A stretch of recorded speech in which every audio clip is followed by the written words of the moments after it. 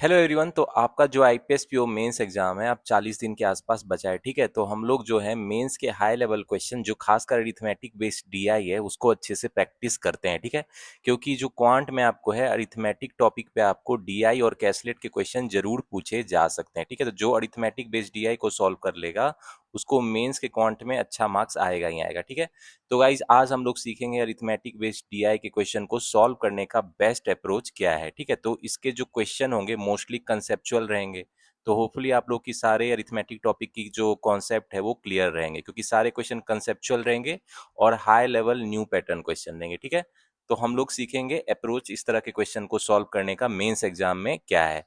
तो गाइज जो हमारा पहला टेबुलर डीआई है और missing tabular DI pipe and cistern पे। ठीक है, इसमें कह रहा है the following table represent time taken in hour by different pipes to fill a cistern, some values are missing.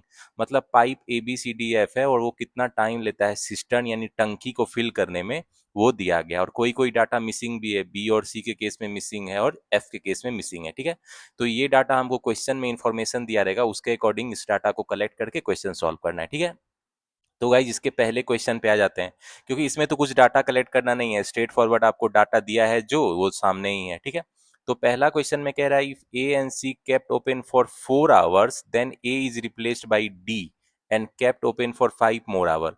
तो गाइज देखो इस तरह के क्वेश्चन का सॉल्व करने का फिर से जो है टाइम एंड वर्क से मिलता जुलता कॉन्सेप्ट है। ठीक है, इसमें जो हम लोग क्या करेंगे, जैसे ए और सी का है, तो देखो ए कितने टाइम में फिल कर ले रहा है भाई, ए जो है 24 मतलब घंटे में फिल कर लेता है। ठीक है, इसको लिख लेते हैं। और सी का हमको नहीं पता है, क्योंकि देखो यहाँ पे फिल इन द डैश है ना, मतलब उसका वैल्यू नहीं दिया गया है। तो अब हमको कहता है ए और डी का क्या इंफॉर्मेशन है, डी जो है आपको 30 घंटे में फिल कर लेता है। ठीक है, तो इसको हम लोग नोट कर लेते हैं। तो अब हमको कह रहा है A and C kept open for 4 hours, मतलब ए और सी को 4 घंटे के लिए रखा गया open, then A is replaced by D and kept open for 5 more hour. मतलब ए और सी को जो है दोनों इनलेट पाइप को 4 घंटे तक ओपन रखा गया। ठीक है, उसके बाद जो है ए को रिप्लेस्ड किया गया किससे, डी से। तो डी और सी मिलके जो है 5 more आवर। ठीक है, 5 more घंटे मतलब 5 आवर, और मतलब टंकी को भरा। तो कह रहा है द टैंक इज फिल, उसके बाद जो टैंक पूरा भर जाता है। ठीक है, टैंक फिल हो जाता है। तो कह रहा है in how many hours pipe C alone can fill the cistern. तो अब कह रहा है कितने घंटे में सी अकेले मतलब पूरा टंकी को भर देगा। ठीक है, तो अच्छा क्वेश्चन है, कंसेप्चुअल क्वेश्चन है। तो गाइज इस क्वेश्चन को अब सॉल्व करने का बेस्ट अप्रोच क्या है। तो गाइज देखो इसमें हम लोग क्या करेंगे, मान लेते हैं सी जो है मेरा एक्स आवर में अकेले पूरा सिस्टर्न यानी टंकी को फिल कर देता है। अब ध्यान से समझना, यही कॉन्सेप्ट का खेल आएगा कि ए एंड सी पहले 4 घंटे के लिए ओपन रहा। ठीक है, तो ए एंड सी जो है ए 24 घंटे में भर रहा है, और ये तो 4 घंटे में कितना भरेगा, 4/24 भरेगा ना। 1 घंटे में 1/24 पार्ट भर रहा है, तो 4 घंटे में 4/24 भरेगा। ठीक है, अब जो है सी का देखोगे तो सी 4 घंटे में कितना भरेगा, 1 घंटे में 1/x भर रहा है, तो 4 घंटे में 4/x होगा। ठीक है, अब तो ए और सी का काम हो गया, अब जो है ए को डी रिप्लेस कर रहा है। ठीक है, तो डी जो है 30 घंटे में भर रहा है, यानी 1 घंटे में 1/30 पार्ट भरेगा, और डी 5 घंटे के लिए ओपन है, तो मतलब कितना हो जाएगा, ये 5/30 हो जाएगा। ठीक है, और इसमें फिर सी भी है साथ में, तो सी का क्या हो जाएगा मेरा, 5 घंटे में 5/x पार्ट भर लेगा। उसके बाद कहता है टंकी पूरा फिल हो जाता है, मतलब ये कितना के बराबर हो जाएगा, 1 के। ठीक है, तो अब हमको बस x का वैल्यू निकालना है, क्या होगा, तो इसको 1/6 प्लस 9/x प्लस 1/6 लिख लो, ये 1 हो गया। 1/6 कितना हो गया, 1/3, यानी उधर हो गया आपको 2/3 हो गया, यानी x का वैल्यू कितना आ गया, 27/2, यानी कितना हो जाएगा, 13 1/2 घंटे में जो है मेरा पाइप सी जो है मतलब फिल कर देगा। ठीक है, सिस्टर्न को कितना में फिल कर देगा, 13 1/2 आवर। तो बहुत यही कंसेप्ट है, इसमें इतना खूबसूरत कंसेप्ट है कि देखो फिर से एक बार समझा देता हूँ। पाइप ए जो है 1 घंटे में 1/24 पार्ट भरेगा ना, और पाइप सी 1 घंटे में 1/x पार्ट भरेगा, और डी 1/30 पार्ट भरेगा। ठीक है, अब हमको दिया है कि पहले ए प्लस सी जो है 4 घंटे के लिए ओपन रहा, तो 4 घंटे में कितना पार्ट भरा इसको लिख लिया। ठीक है, उसके बाद ए को डी रिप्लेस कर लेता है, और डी और सी 5 घंटे के लिए ओपन रहा, तो 5 घंटे में कितना पार्ट फिल किया ये। अब कहता है टैंक पूरा फिल हो जाता है क्वेश्चन में, यानी ये इक्वल टू 1 कर दिया। ठीक है, यानी 100% टैंक फिल हो जाता है। उसके बाद एक्स का वैल्यू निकाल लिया, यानी पाइप सी जो है कितने टाइम में अकेले सिस्टर्न यानी टैंक को टंकी को भर देगा। ठीक है, तो बहुत खूबसूरत क्वेश्चन था, इसमें क्या हो जाएगा मेरा, B will be the answer. तो गाइज रियल एग्जाम में इसी तरह के कंसेप्चुअल क्वेश्चन पूछे जाते हैं, कैलकुलेटिव लेंथी कम्प्लेक्स नहीं, कंसेप्चुअल। अगर आपके कंसेप्ट क्लियर है तो आप इजीली उसको बना लोगे। तो गाइज इस पाइप एंड सिस्टर्न के टेबुलर डीआई के सेकेंड क्वेश्चन को देखते हैं। इसमें क्या पूछ रहा है, इसमें कह रहा है two pipes D and E are open simultaneously to fill the cistern. तो डी का देखो 30 घंटे में भर रहा है और ई 45 घंटे में भर रहा है, ठीक है। तो डी जो है अकेले 30 घंटे में भर रहा है भाई, ठीक है, और ई जो है 45 आवर में भर रहा है। तो गाइज इस क्वेश्चन में क्या करेंगे, हम लोग मान लेंगे जो टंकी का कैपेसिटी है सिस्टर्न का, मतलब मान लेंगे लेट कैपेसिटी, जैसे टाइम एंड वर्क में आप टोटल वर्क मानते हो उसी तरह यही है, सेम ही कॉन्सेप्ट है। कैपेसिटी ऑफ सिस्टर्न मतलब सिस्टर्न टंकी का क्षमता को मान लेते हैं, क्या मानेंगे, जो इस दोनों का कॉमन है। तो दोनों का कॉमन क्या है, 1। तो क्या एज्यूम करेंगे, दो इस दोनों का कॉमन है तो 90 यूनिट्स ले लेते हैं, ठीक है, दोनों में कॉमन है। तो अब जो है एफिशिएंसी जो है डी का कितना हो जाएगा, ये 30 घंटे में पूरा भरता है तो 90 यूनिट को यानी 3 यूनिट्स पर आवर भरेगा, ठीक है। और जो है ई का एफिशिएंसी कितना हो जाएगा, रेट जिससे वो टंकी को फिल करेगा 2 यूनिट्स पर आवर, ठीक है। तो इसको हम लोग लिख लेते हैं। अब देखो क्वेश्चन बनाना इजी हो जाएगा, कह रहा है दो pipe D and E are open simultaneously fill the system, मतलब डी और ई साथ में ओपन होता है और टंकी को भरता है, ठीक है।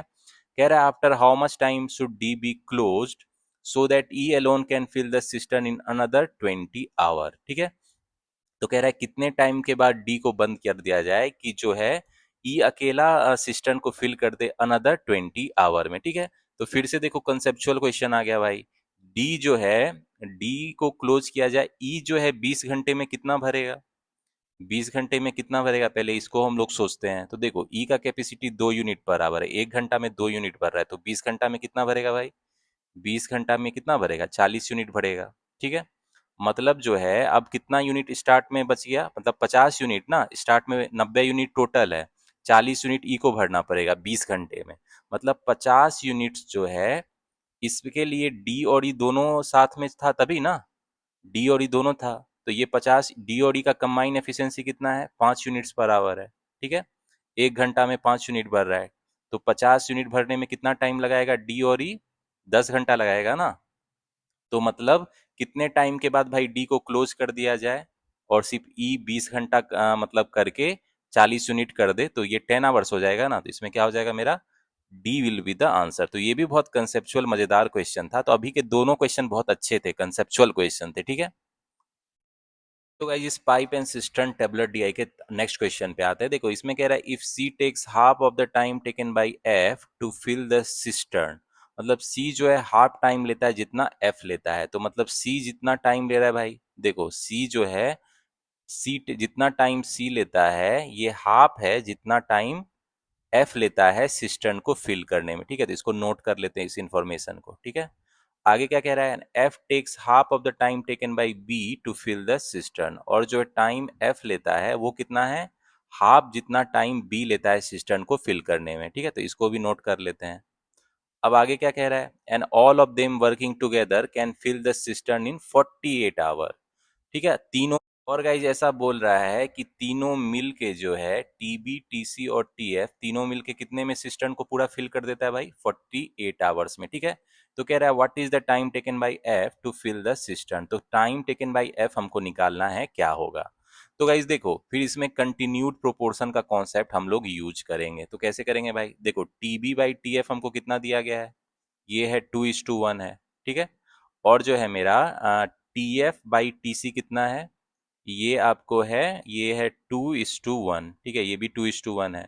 तो देखो यहाँ पे देखना आप कंटिन्यूड प्रोपोर्शन का कॉन्सेप्ट जो पढ़े थे हम लोग, 2 से ऊपर नीचे गुना कर दो, ठीक है।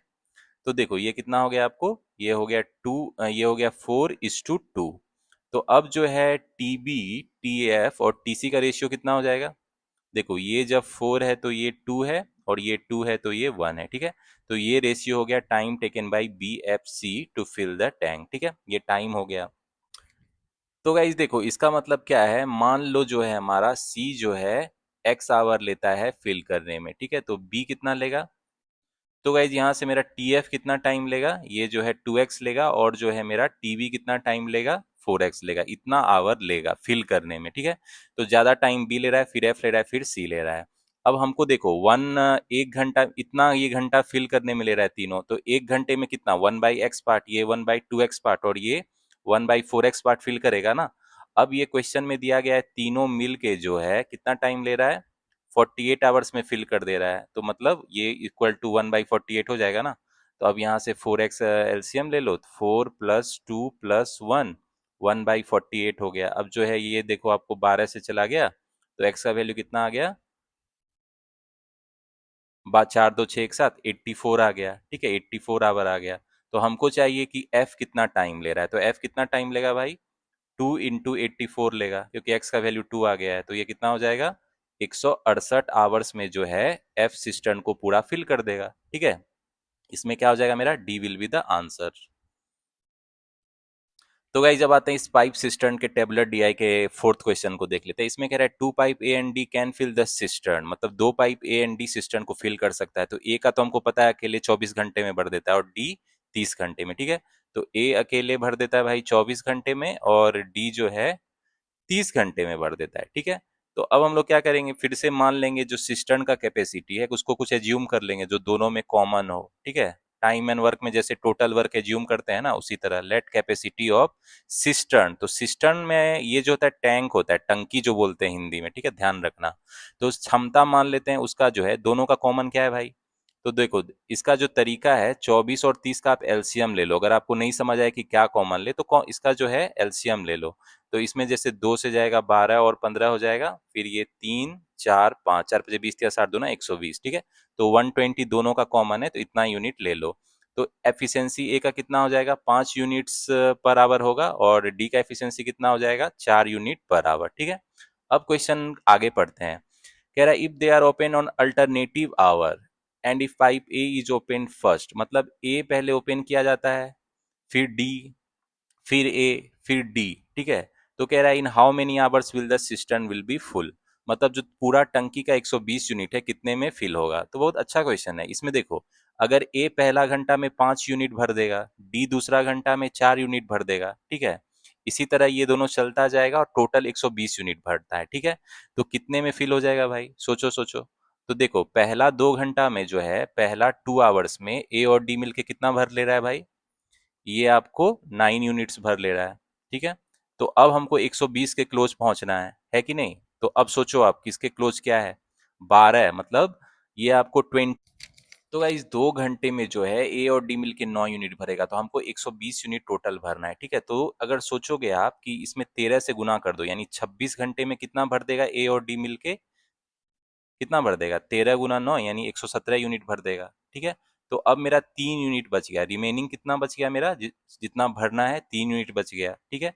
तो देखो ए एंड डी अल्टरनेटिवली काम कर रहा है और 26 घंटे तक ये काम किया, अब ए का नंबर आएगा, ठीक है। तो बचा हुआ 3 यूनिट कौन फिल करेगा, ए करेगा।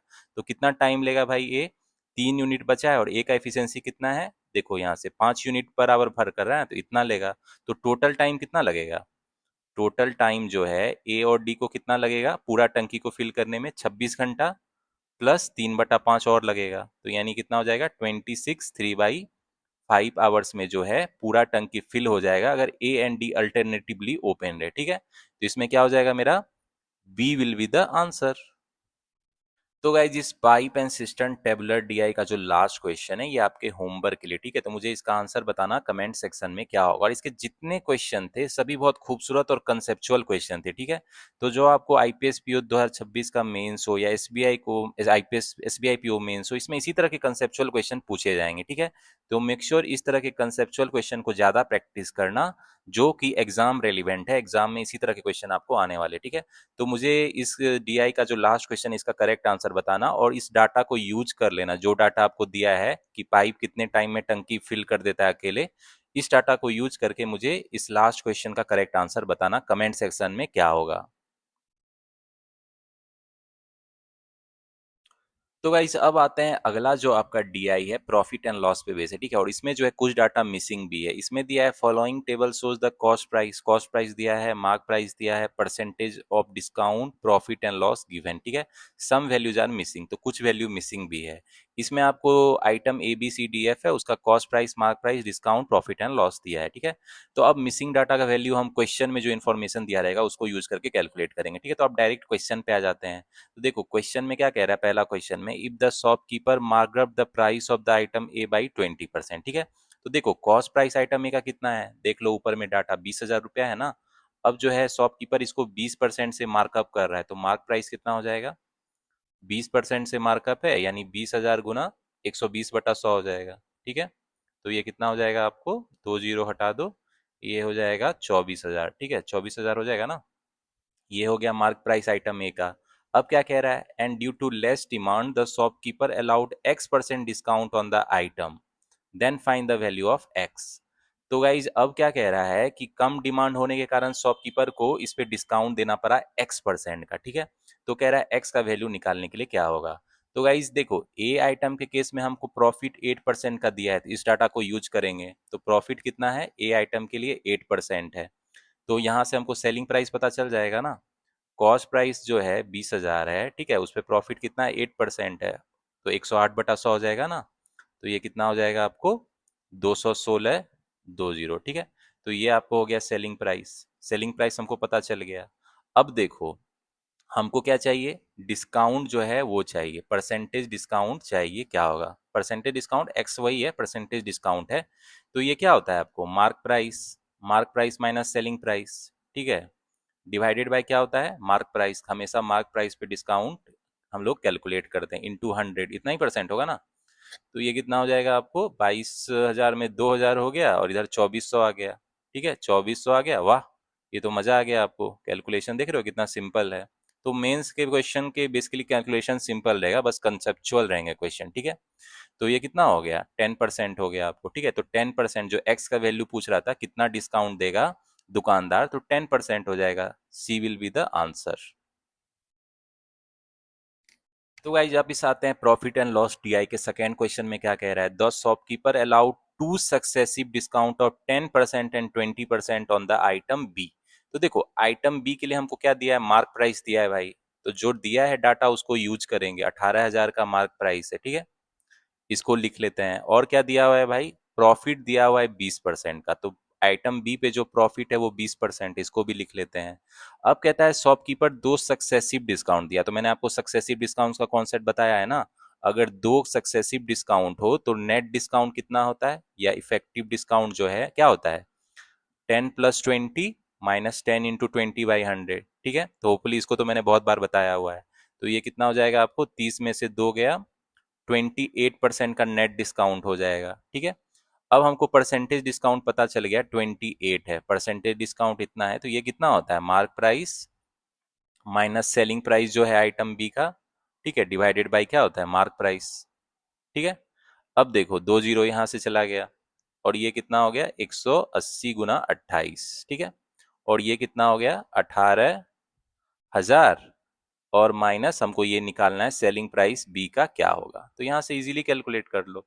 अब देखो कैलकुलेट करने का भी सही तरीका सीखो। देखो इसको क्या लिख सकते हो आप, 180 कॉमन ले लो, तो ये कितना हो जाएगा आपको, ये हो जाएगा ना 100, 100 माइनस कितना हो जाएगा, 28 हो जाएगा। ठीक है, इसको इधर ले आते हैं। ठीक है, तो ये कितना हो गया आपको, 180 गुना 72 8 80 20 100 यानी 72 हो गया।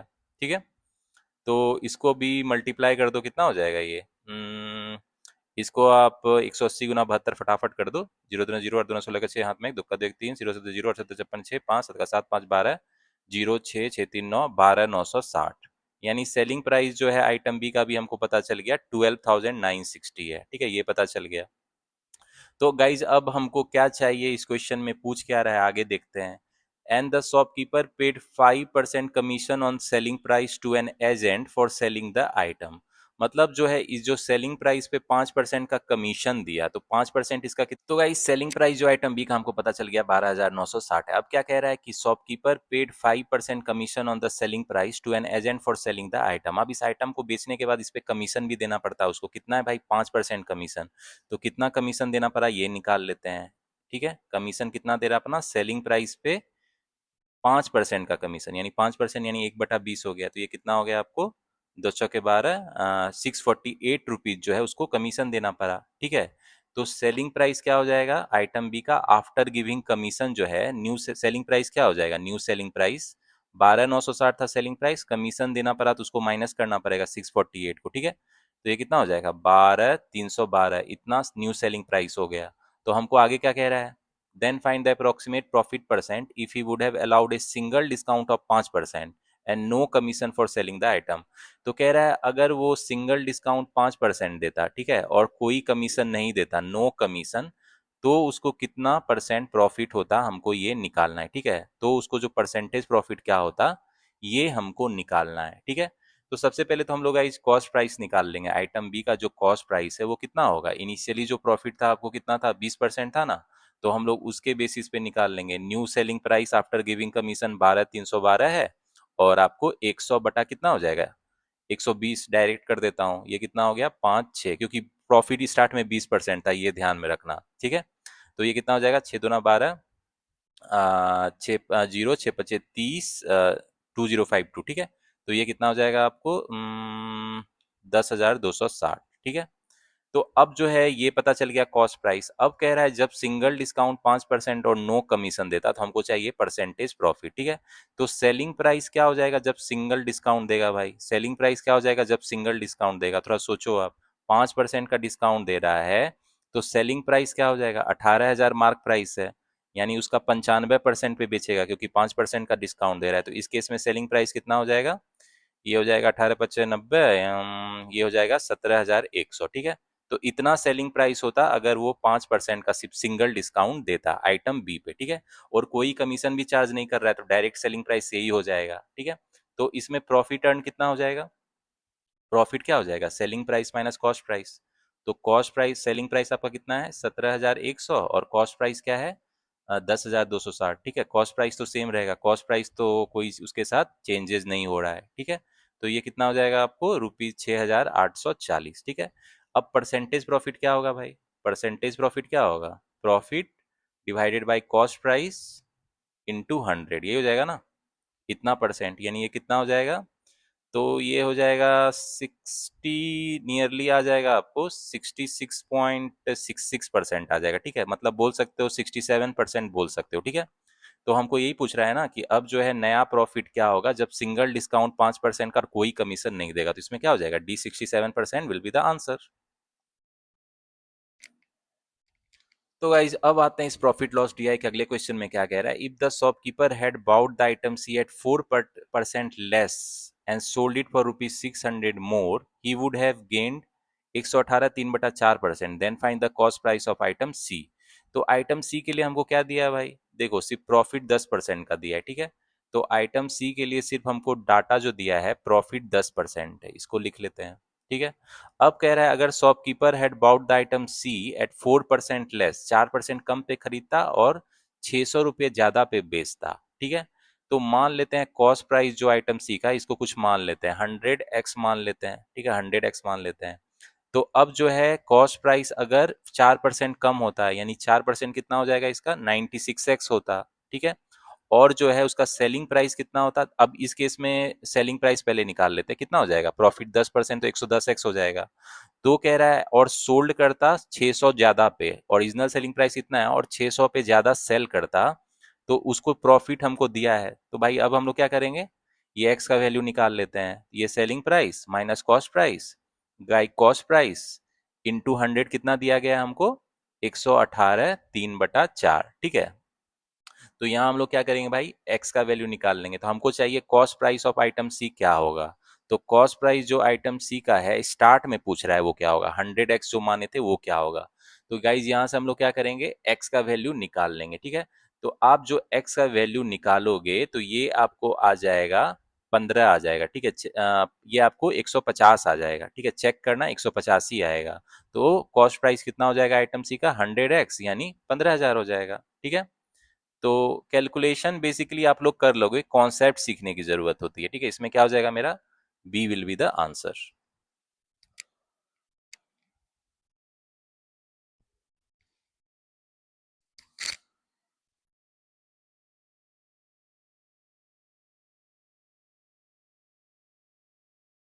तो गाइस अब आते हैं अगले क्वेश्चन में। इसमें कह रहा है if the difference between the selling price of item E when 10% and 20% discount is allowed is 432, ठीक है।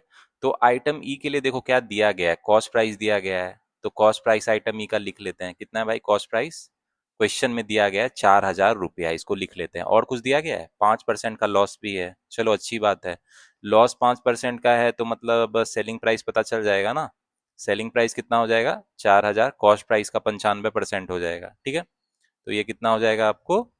ये हो जाएगा, इसको अच्छे से मल्टीप्लाई करो, 40, 100 - 5 लिख लो, कैलकुलेशन ईजी रहेगा, ठीक है। तो इसको 4,000 -200, तो ये कितना हो गया आपको? 3,800 हो गया ना। तो 3,800 सेलिंग प्राइस हो जाता है, और ये हमको पता चल गया। अब क्या कह रहा है कि difference between the selling price of item E when 10% and 20% discount given दिया है 432 है, ठीक है। तो देखो, सेलिंग प्राइस का डिफरेंस जब दो तरह का डिस्काउंट दिया है तो आप सोचो थोड़ा इस पे, कि डिस्काउंट 10% है और 20%, तो डिस्काउंट जो डिफरेंस है वो हमको सेलिंग प्राइस का दिया हुआ है।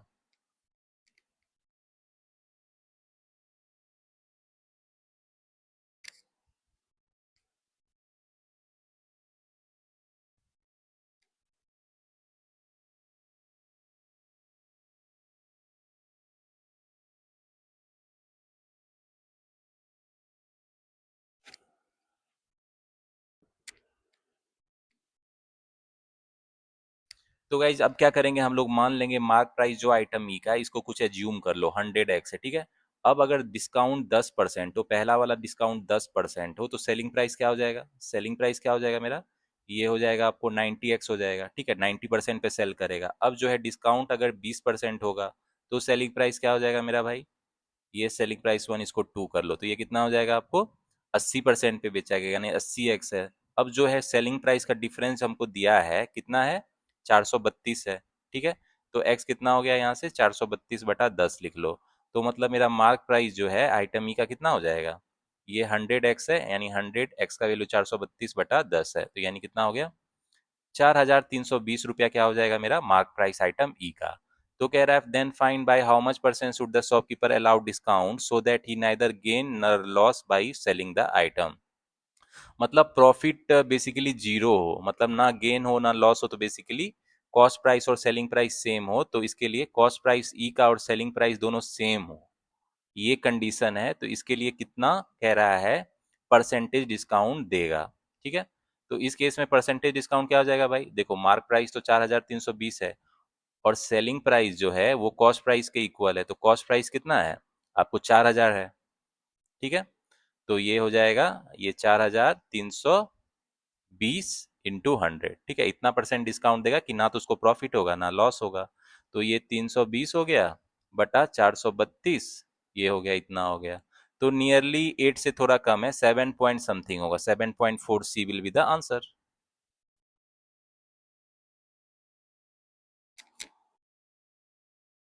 तो गाइस, इस profit and loss tabular DI का जो लास्ट क्वेश्चन है, ये भी बहुत अच्छा क्वेश्चन है और ये चैलेंजिंग है थोड़ा, तो ये आपके होमवर्क के लिए। तो मुझे इसका करेक्ट आंसर बताना कमेंट सेक्शन में क्या होगा, ठीक है। और मेक श्योर ये जो डाटा आपको दिया है इसको यूज कर लेना, जो भी थोड़ा डाटा दिया है उसको यूज करके मुझे इसका करेक्ट आंसर बताना कमेंट सेक्शन में क्या होगा। और जो बच्चे इस क्वेश्चन को सॉल्व कर लेंगे, मतलब वो लोग है मेंस एग्जाम रेडी है, ठीक है, क्योंकि उनकी प्रिपरेशन बहुत अच्छी चल रही है। वो जो है कट ऑफ नहीं खेल रहे हैं, मेंस पे फोकस कर रहे हैं, और ऐसे ही बच्चे एग्जाम क्लियर करेंगे और अपनी एक सीट कंफर्म करेंगे। तो गाइज, वही बच्चे जो होंगे मेंस एग्जाम क्लियर करेंगे और जॉब अपने हाथ में लेके रहेंगे, ठीक है। कि ये चैलेंजिंग क्वेश्चन है, इस तरह के क्वेश्चन आपको करना चाहिए, जिससे जो है आपको डिफरेंट वेज मिलता है क्वेश्चन को सॉल्व करने का, अप्रोच सीखते हो कि इस तरह के क्वेश्चन को आप कैसे सॉल्व करोगे अगर एग्जाम में इस तरह का क्वेश्चन आ गया, ठीक है। तो मुझे इसका करेक्ट आंसर बताना लास्ट जो क्वेश्चन है कि क्या होगा। तो गाइज, अब आते हैं आपका बोट एंड स्ट्रीम पे डीआई का क्वेश्चन है। तो इसमें देखो, टेबुलर वाला डीआई दिया गया है, ठीक है। इसमें data related to speed of different boat, आपको डिफरेंट तरह का नाव है, ठीक है, उसका हमको स्पीड दिया है, और स्पीड ऑफ करंट मतलब जो नदी का स्पीड है वो भी दिया गया है, ठीक है। तो इसमें हमको रेशियो दिया है अपस्ट्रीम और डाउनस्ट्रीम के डिस्टेंस का, और स्पीड ऑफ द बोट भी किसी किसी बोट का दिया गया है, किसी का मिसिंग भी है, हमको कैलकुलेट करना है। और speed of the current mostly का दिया है, सिर्फ डी बोट का नहीं दिया है, ठीक है। तो इस इंफॉर्मेशन को हमको क्वेश्चन सॉल्व करना है, इस पे 5 क्वेश्चन है, ठीक है। तो इस तरीके के क्वेश्चन के आने के हायर चांस है। बोट एंड स्ट्रीम आपका बहुत इंपॉर्टेंट टॉपिक है, तो चलो इसके क्वेश्चन को देख लेते हैं। पहला क्वेश्चन क्या कह रहा है? If boat A travelled 135 kilometre downstream in 9 hour, मतलब बोट ए के बारे में बोल रहा है। उसका जो है डाउन स्ट्रीम स्पीड दिया है, क्या है भाई? Down stream speed 135 kilometre cover कर रहा है 9 आवर में, मतलब कितना हो गया ये? 15 हो गया ना, 15 km/h उसका हो गया डाउन स्ट्रीम स्पीड। ठीक है, मतलब बोट का स्पीड अलोंग विथ करंट। ठीक है, then find how much time boat A will take to travel the upstream distance. ठीक है, तो बोट ए के लिए हमको क्या दिया है, देखो अपस्ट्रीम डिस्टेंस और डाउनस्ट्रीम डिस्टेंस का रेशियो दिया है 2:5 है। ठीक है, इसको लिख लेते हैं। अपस्ट्रीम डिस्टेंस और डाउनस्ट्रीम स्पीड का रेशियो क्या है, 2:5। और क्या दिया है, स्पीड ऑफ करंट दिया है 2 है। ठीक है, तो बोट ए के लिए जो है स्पीड ऑफ द करंट कितना दिया है, 2 km/h है। ठीक है, इसको लिख लेते हैं। तो गाइस देखो, यहां से देखो डाउनस्ट्रीम स्पीड मेरा क्या हो जाता है, velocity of boat A plus वेलो अपस्ट्रीम जो करंट का स्पीड होगा वही होता है ना, तो करंट का स्पीड यहाँ 2 दिया है। ठीक है, तो यहाँ से जो है velocity of boat in still water कितना हो जाएगा, 13 km/h हो जाएगा ना। ठीक है, अब देखो यहाँ से जो है अपस्ट्रीम स्पीड क्या हो जाता है, velocity of boat minus velocity of stream, यानी 13 माइनस ये क्या हो जाएगा, स्पीड ऑफ द स्ट्रीम है आपको 2 है, यानी 11 km/h हो गया। ठीक है, तो अब हमको कह रहा है टाइम निकालना है अपस्ट्रीम डिस्टेंस कितना कवर करने के लिए भाई, कह रहा है how much time boat will take to travel the upstream distance. तो गाइज अब देखो, हमको क्या दिया है, डाउनस्ट्रीम डिस्टेंस 135 दिया है। ठीक है, तो अपस्ट्रीम डिस्टेंस पता चल जाएगा ना, डाउनस्ट्रीम डिस्टेंस 135 दिया है, तो अपस्ट्रीम डिस्टेंस पता चल जाएगा, कितना हो जाएगा भाई, ये हो जाएगा 54। ठीक है, तो अपस्ट्रीम डिस्टेंस कितना हो गया, 54 km, क्योंकि रेशियो ऑफ अपस्ट्रीम स्पीड और डिस्टेंस और डाउनस्ट्रीम डिस्टेंस दिया है। तो अब जो है हमको अपस्ट्रीम डिस्टेंस यानी 54 km कवर करने में विद द अपस्ट्रीम स्पीड, जो कि कितना है 11 km/h, इतना आवर लगेगा ना। ठीक है, तो ये कितना हो जाएगा, तो गाइस ये कितना हो जाएगा, 11×4 = 44, 4×10/11, इतना आवर्स में जो है अपस्ट्रीम डिस्टेंस 54 km को बोट कवर करेगा। ठीक है, इसमें क्या हो जाएगा मेरा, ई will be the answer.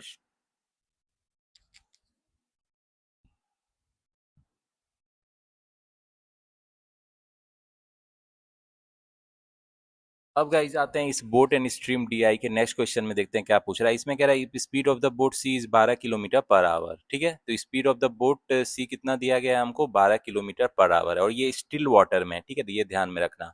And the time taken to travel upstream distance, upstream distance में जो टाइम लगता है is 8 hours. Then find 8 hours upstream distance को ट्रेवल करने में टाइम लगता है, इसको लिख लेते हैं। तो कह रहा है find time taken by boat to travel the downstream distance, तो डाउनस्ट्रीम डिस्टेंस को ट्रेवल करने में कितना टाइम ले रहा है बोट, ये हमको निकालना है। ठीक है, तो बोट सी के लिए इंफॉर्मेशन क्या दिया है, 4:7 आपको रेशियो दिया है डाउनस्ट्रीम डिस्टेंस और अपस्ट्रीम डिस्टेंस का। ठीक है, तो इसको लिख लेते हैं 4:7। ठीक है, ये लिख लेते हैं। और यहाँ से जो हमको स्पीड ऑफ द स्ट्रीम भी दिया है 4 km/h है। ठीक है, इसको भी लिख लेते हैं।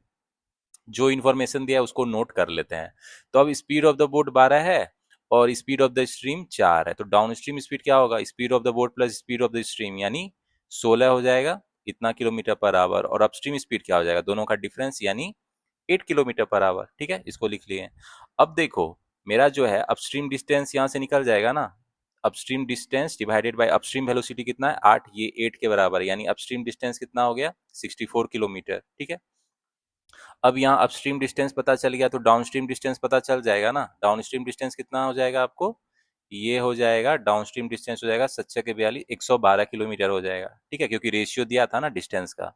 तो अब हमको चाहिए भाई कि डाउनस्ट्रीम जाने में कितना टाइम लगेगा, तो डाउनस्ट्रीम डिस्टेंस 112 km को कवर करना है और डाउनस्ट्रीम स्पीड क्या है 16 km/h। ठीक है, तो इतना आवर्स लगेगा। तो ये कितना हो जाएगा आपको, ये हो जाएगा 7 से चला जाएगा ना, यानी 7 आवर लगेगा। ठीक है, तो ये आंसर हो जाएगा, इसमें क्या हो जाएगा मेरा option B will be the answer. तो गाइस जब इस बोट स्ट्रीम डीआई के नेक्स्ट क्वेश्चन पे आते हैं, देखो इसमें कह रहा है if the upstream distance travel by boat F, upstream distance जो बोट एफ ट्रेवल करता है, ठीक है बोट एफ इधर लिख लेते हैं, इज एक्स, एक्स किलोमीटर है। ठीक है, तो इसको लिख लेते हैं। तो बोट एफ के लिए हमको इन्फॉर्मेशन क्या दिया है, स्पीड ऑफ द बोट दिया है आपको 18 km/h है। ठीक है, इसको लिख लेते हैं। और हमको स्पीड ऑफ द करंट मतलब रिवर का स्पीड भी दिया है 4 km/h, इसको भी लिख लेते हैं। तो यहाँ से तो अपस्ट्रीम स्पीड पता चल जाएगा ना, दोनों का डिफरेंस यानी 14 हो जाएगा, और मेरा डाउन स्ट्रीम स्पीड दोनों के स्पीड का सम यानी 22 हो जाएगा, तो इसको लिख लेते हैं। ठीक है, अब जो है अपस्ट्रीम डिस्टेंस x किलोमीटर बोल रहा है, while the downstream speed distance travel by the boat f is x+20, downstream distance कितना ट्रेवल करता है x+20 km, इसको भी लिख लेते हैं। ठीक है, अब कह रहा है and the time taken to travel downstream and upstream is equal, मतलब जो डाउनस्ट्रीम टाइम लेता है जितना टाइम, उतना अपस्ट्रीम टाइम, दोनों इक्वल है, ठीक है। तो कह रहा है find the value of X, तो एक्स का वैल्यू क्या होगा। तो गाइस देखो, ये क्या हो जाएगा मेरा, downstream distance by downstream speed, ये हो जाएगा upstream distance by upstream speed, ये हो जाएगा, ठीक है। तो कितना है मेरा डाउनस्ट्रीम डिस्टेंस, x+20 है, और डाउनस्ट्रीम स्पीड कितना है, यहाँ निकाले है ना, 22 है, ठीक है। अपस्ट्रीम डिस्टेंस कितना है, x है, और अपस्ट्रीम स्पीड कितना है, 14 है, ठीक है।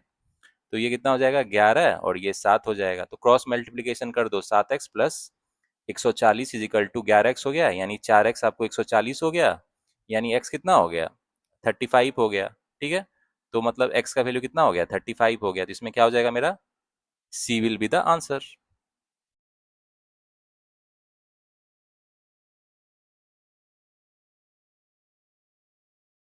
तो गाइज अगले क्वेश्चन में कह रहा है if the total upstream distance travel by the boat B and E is 8 hours, in 8 hours is equal to 120 kilometre, ठीक है। मतलब जो अपस्ट्रीम डिस्टेंस जो है आपको बोट बी और ई कवर कर रहा है वो कितना है, 120 किलोमीटर है, ठीक है, 8 घंटे में, ये 8 घंटे में, ठीक है। While the speed of this boat is equal, मतलब इस दोनों का जो बी और ई का जो स्पीड ऑफ बोट है ये दोनों इक्वल है, ठीक है। दोनों का जो स्पीड ऑफ बोट है वो इक्वल है, ठीक है। ये दोनों का इक्वल है, ठीक है, इसको लिख लेते हैं, इक्वल है, ठीक है। आगे क्या कह रहा है, then find the time taken by boat E to travel downstream distance 165 kilometre. तो बोट ई जो है मेरा कितना टाइम लगाएगा डाउन स्ट्रीम डिस्टेंस 165 किलोमीटर को कवर करने में, तो टाइम कितना हो जाएगा, जो डाउन स्ट्रीम डिस्टेंस है divide by downstream speed, तो हमको बेसिकली डाउन स्ट्रीम स्पीड निकालना है बोट ई के लिए क्या होगा, ठीक है। तो गाइज देखो, बोट ई और बी के लिए क्या इंफॉर्मेशन दिया है देख लेते हैं, ठीक है। देखो, बोट बी के लिए दिया है speed of the current 6 kilometre per hour है, ठीक है। तो बोट बी के लिए जो है स्पीड ऑफ द करंट लिख लेते हैं 6 है, ठीक है। और बोट ई के लिए क्या दिया है, अपस्ट्रीम और डाउनस्ट्रीम डिस्टेंस का दिया है हमको, ठीक है। ई के लिए जो है डाउनस्ट्रीम और अपस्ट्रीम और डाउनस्ट्रीम की स्पीड का रेशियो 7:9 है, और क्या दिया है, स्पीड ऑफ द करंट 3 है, ठीक है। स्पीड ऑफ द करंट इसके लिए 3 है, ठीक है। तो गाइज देखो, इसमें जो है दोनों का वेलोसिटी ऑफ बोट इक्वल है ना, तो इसको मान लेते हैं हम लोग एक्स, एक्स मान लेते हैं। तो अब वेलोसिटी ऑफ बोट इसका एक्स है, और जो है स्पीड ऑफ द करंट 6 है, तो यहाँ पे डाउनस्ट्रीम स्पीड क्या हो जाएगा बी के लिए, x+6, और अपस्ट्रीम स्पीड क्या हो जाएगा, x-6, ठीक है। और ई के लिए जो है आपको, ई के लिए क्या हो जाएगा, इसके लिए जो स्पीड ऑफ द करंट 3 है, तो डाउनस्ट्रीम स्पीड क्या हो जाएगा, ये हो जाएगा आपको x+3 हो जाएगा, ठीक है। और अपस्ट्रीम स्पीड क्या हो जाएगा, अपस्ट्रीम स्पीड इसके लिए हो जाएगा x-3, क्योंकि दोनों केस में वेलोसिटी ऑफ बोट इक्वल है ना, ठीक है। तो अब जो है हमको क्या दिया है, देखो यहाँ पे जो है हमको जो अपस्ट्रीम जो जाता है दोनों बी और ई, ठीक है, 8 घंटे में 120 किलोमीटर कवर करता है, ठीक है। तो दोनों का जो है अपस्ट्रीम स्पीड तो पता चल जाएगा ना, अपस्ट्रीम स्पीड जो होगा बी और ई का कंबाइंड कितना हो जाएगा, 120 किलोमीटर चलता है 8 आवर में, मतलब 15 किलोमीटर पर आवर होगा, होगा कि नहीं, इतना होगा ना। तो अब बी का अपस्ट्रीम स्पीड क्या है भाई, x-6 है, और ई का अपस्ट्रीम स्पीड क्या है भाई, देखो x-3 है, ये हमको 15 दिया हुआ है, तो 2x कितना हो जाएगा यहाँ से, 24 हो जाएगा, यानी x12 हो गया। अब x12 हो गया तो हमको सारा वैल्यू पता चल गया ना, इसका डाउन स्ट्रीम स्पीड पता चल गया, और इसका भी दोनों का डाउन स्ट्रीम और अपस्ट्रीम स्पीड पता चल गया, ठीक है। तो अब पूछ क्या रहा है, कह रहा है कि कितना टाइम लगाएगा बोट ई का, हमको डाउन स्ट्रीम स्पीड चाहिए, तो ई का डाउन स्ट्रीम स्पीड कितना है, 15 है। तो 165 किलोमीटर डाउन स्ट्रीम को कितना देर में ट्रेवल करेगा बोट ई, 15 से डिवाइड कर दो, कितना होगा, 11 आवर्स में करेगा ना, तो आंसर हो जाएगा, ठीक है। तो मजेदार क्वेश्चन था ये, ई विल बी द आंसर। तो गाइस अब आ जाते हैं इस बोट स्ट्रीम डीआई के लास्ट क्वेश्चन को देख लेते हैं। इसमें कह रहा है if the ratio between the upstream and downstream speed of boat D के लिए दिया है, ठीक है। अपस्ट्रीम और डाउनस्ट्रीम स्पीड का जो रेशियो है ये 2:5 है, ठीक है। तो बोट डी के लिए देखोगे तो इस डिस्टेंस का भी आपको रेशियो दिया है, अपस्ट्रीम और डाउनस्ट्रीम डिस्टेंस जो बोट ट्रेवल डी करता है वो 5:8 है, ठीक है। स्पीड ऑफ द बोट भी दिया है भाई, 14 किलोमीटर पर आवर है, ठीक है, इसको भी लिख लेते हैं। अब क्या कह रहा है, and the downstream distance travel by boat D is 64 kilometre, मतलब डाउनस्ट्रीम डिस्टेंस 64 है, ये दिया है, तो ये कितना हो जाएगा, अपस्ट्रीम डिस्टेंस कितना हो जाएगा, अपस्ट्रीम डिस्टेंस आपको 40 हो जाएगा, 40 किलोमीटर, और डाउनस्ट्रीम डिस्टेंस ये तो क्वेश्चन में ही दिया है 64 है, ठीक है। तो कह रहा है find the time taken by boat D to travel upstream distance. तो अपस्ट्रीम डिस्टेंस तो 40 किलोमीटर है, तो इसके लिए कितना टाइम लगेगा भाई अपस्ट्रीम डिस्टेंस को ट्रेवल करने में? यही हो जाएगा ना। तो 40 किलोमीटर अपस्ट्रीम स्पीड निकालना है हमको। तो अपस्ट्रीम स्पीड कैसे पता चलेगा भाई? सोचो सोचो सोचो। तो देखो, वेलोसिटी ऑफ बोट 14 है कि नहीं? तो मान लेते हैं स्पीड ऑफ द करंट जो है, क्योंकि डी में देखो स्पीड ऑफ द करंट नहीं दिया गया था, मिसिंग था ये, ठीक है। तो स्पीड ऑफ द करंट मान लेते हैं वाई है, वाई किलोमीटर पर आवर है, ठीक है। तो अब जो है अपस्ट्रीम स्पीड कितना हो जाएगा? 14 माइनस वाई। और डाउनस्ट्रीम स्पीड कितना हो जाएगा? 14 प्लस वाई, ठीक है। और देखो दोनों का रेशियो हमको दिया है 14 minus Y by 14 plus Y, कितना हो जाएगा? 2:5 हो जाएगा, ठीक है। तो वाई का वैल्यू फटाफट निकाल लो, कितना हो जाएगा यहाँ से? 28 प्लस 2 वाई, यानी हो गया आपको 42 8 50 20 70 42 इज इक्वल टू 7 वाई, इसलिए वाई का वैल्यू आ गया 6। तो अपस्ट्रीम स्पीड हमको चाहिए था ना, तो अपस्ट्रीम स्पीड कितना हो जाएगा? 8 हो जाएगा, 8 किलोमीटर पर आवर, ठीक है। तो अब टाइम निकल जाएगा ना, 40/8 कर दो, यानी 5 आवर्स लगाएगा, ठीक है। तो ये इसमें क्या हो जाएगा मेरा? D5 will be the answer. तो गाइस अब आते हैं टाइम एंड वर्क पे। आपका बार ग्राफ और टेबलर ग्राफ का कॉम्बिनेशन है, ठीक है। इसमें कह रहा है the following bar graph shows the number of days taken by 5 different person to complete a work. 5 लोग ABCDF है, ये कितना दिन लेता है काम कंप्लीट करने में, ये बार ग्राफ में इंफॉर्मेशन दिया है, ठीक है। और टेबल क्या दिखा रहा है? Shows the ratio of total number of days taken by another 5 different person to complete the work. और टेबल में अनदर पर्सन है PQRST, वो कितना ले रहा है उसका रेशियो दिया है, ये ABCD का PQRST का, ठीक है। तो गाइज इस क्वेश्चन में हम लोग क्या करेंगे? देखो पर्सन मेरा क्या है? ABCD है, ठीक है। ये कितना टाइम ले रहा है काम खत्म करने में? Number of days taken to work को करने में कितना ले रहा है? A 10 दिन ले रहा है, B 15 दिन ले रहा है, ठीक है, C 12 दिन ले रहा है, D 18 दिन ले रहा है, और E 20 दिन ले रहा है, ठीक है। तो अब हमको PQRST का भी पता चल जाएगा ना। PQRST अनदर 5 ग्रुप पर्सन है, तो वो कितना डेज लेगा ये भी पता चल जाएगा। रेशियो दिया है A:P का 5:8 है, तो 10 है, ये 10 है तो ये 16 हो जाएगा, ठीक है। B:Q का 3:4 है तो ये 20 हो जाएगा। ये 1:2 है तो कितना हो जाएगा? 24 हो जाएगा ये, ठीक है। एस का कितना है? 6:7 है तो ये 21 हो जाएगा। ये 5:3 है तो ये हो जाएगा 12 हो जाएगा, ठीक है। तो अब हमको इतना इन्फॉर्मेशन कलेक्ट करना था, ABCD अकेले कितने दिन में काम खत्म करेगा और PQRST कितने दिन में काम खत्म करेगा, ठीक है। अब क्वेश्चन पे आते, देख रहे क्वेश्चन में क्या पूछ रहा है। तो गाइस जब क्वेश्चन पे आ जाते हैं, देख रहे क्वेश्चन में क्या पूछ रहा है, ठीक है। तो देखो क्वेश्चन में क्या कह रहा है, A and R started the work and after 5 days A left the job. R and M complete the remaining work in 3 1/2 days। Find the total number of days taken by M alone to complete the work. तो guys इस question को देख के आपको पहले तो ये approach है कि A R M का आपको मतलब काम है इसमें, ठीक है। तो A जो है अकेले कितने दिन में करता है ये देख लो आप, 10 दिन में कर रहा है, ठीक है। R कितने अकेले दिन में कर रहा है भाई? 24 दिन में कर रहा है। और एम कितने दिन में कर रहा है काम को? तो एम का हमको पता नहीं है कितने दिन में काम कर रहा है, तो एम को मान लेते हैं एक्स डेज में काम करेगा, ठीक है। अब कह रहा है A and R started the work after 5 days A left the job. तो ए और आर स्टार्ट करता है काम को करना और दोनों 5 दिन तक काम को करता है, ठीक है। उसके बाद ए काम छोड़ देता है एंड आर और एम मिलके काम को फिनिश करता है, ठीक है। कितने दिन में करता है? रिमेनिंग वर्क को 3 1/2 यानी 7/2 डेज में वर्क को फिनिश कर लेता है, ठीक है। तो कह रहा है कितना number of days taken by M alone to complete the work, यानी एक्स का वैल्यू क्या होगा। तो देखना गाइस कंसेप्ट का यही काम आता है। A and R जो है पहले 5 दिन के लिए काम किया, तो देखो ए एक दिन में कितना काम करता है? 1/10 पार्ट। आर एक दिन में कितना काम करता है? 1/24 पार्ट। एम कितना करता है? 1/x पार्ट, ठीक है। तो A and R का 5 दिन का वर्क कितना हो जाएगा? 5 दिन में ए और आर कितना काम करेगा? 1/10 प्लस 1/24 इतना करेगा ना। उसके बाद जो है R and M काम करेगा, जो भी रिमेनिंग वर्क है उसको R and M करेगा ना। तो R and M complete remaining work को कितने दिन में कर लेता है भाई? 7/2 डेज में, मतलब 7/2 डेज तक काम करता है R और M, ठीक है। तो जो है टोटल काम क्या हो जाता है? फिनिश हो जाता है। तो यहां से हमको x का वैल्यू कैलकुलेट करना है, ठीक है। तो देखो यहां से अगर x का वैल्यू कैलकुलेट करना, ये आपको आ जाएगा।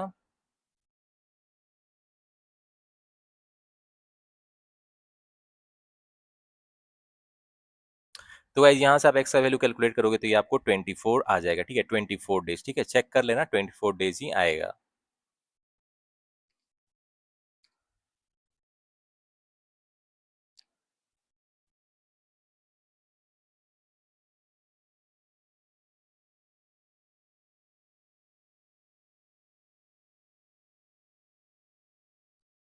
तो गाइज कंसेप्ट का यही खूबसूरती है, आप समझना कि 5 दिन ए एन आर ने काम किया तो 5 दिन का काम उसका लिख लिया, उसके बाद जो है बचा ये छोड़ देता है, आर एन एम काम करता है 7/2 डेज तक और पूरा काम कंप्लीट हो जाता है 100%।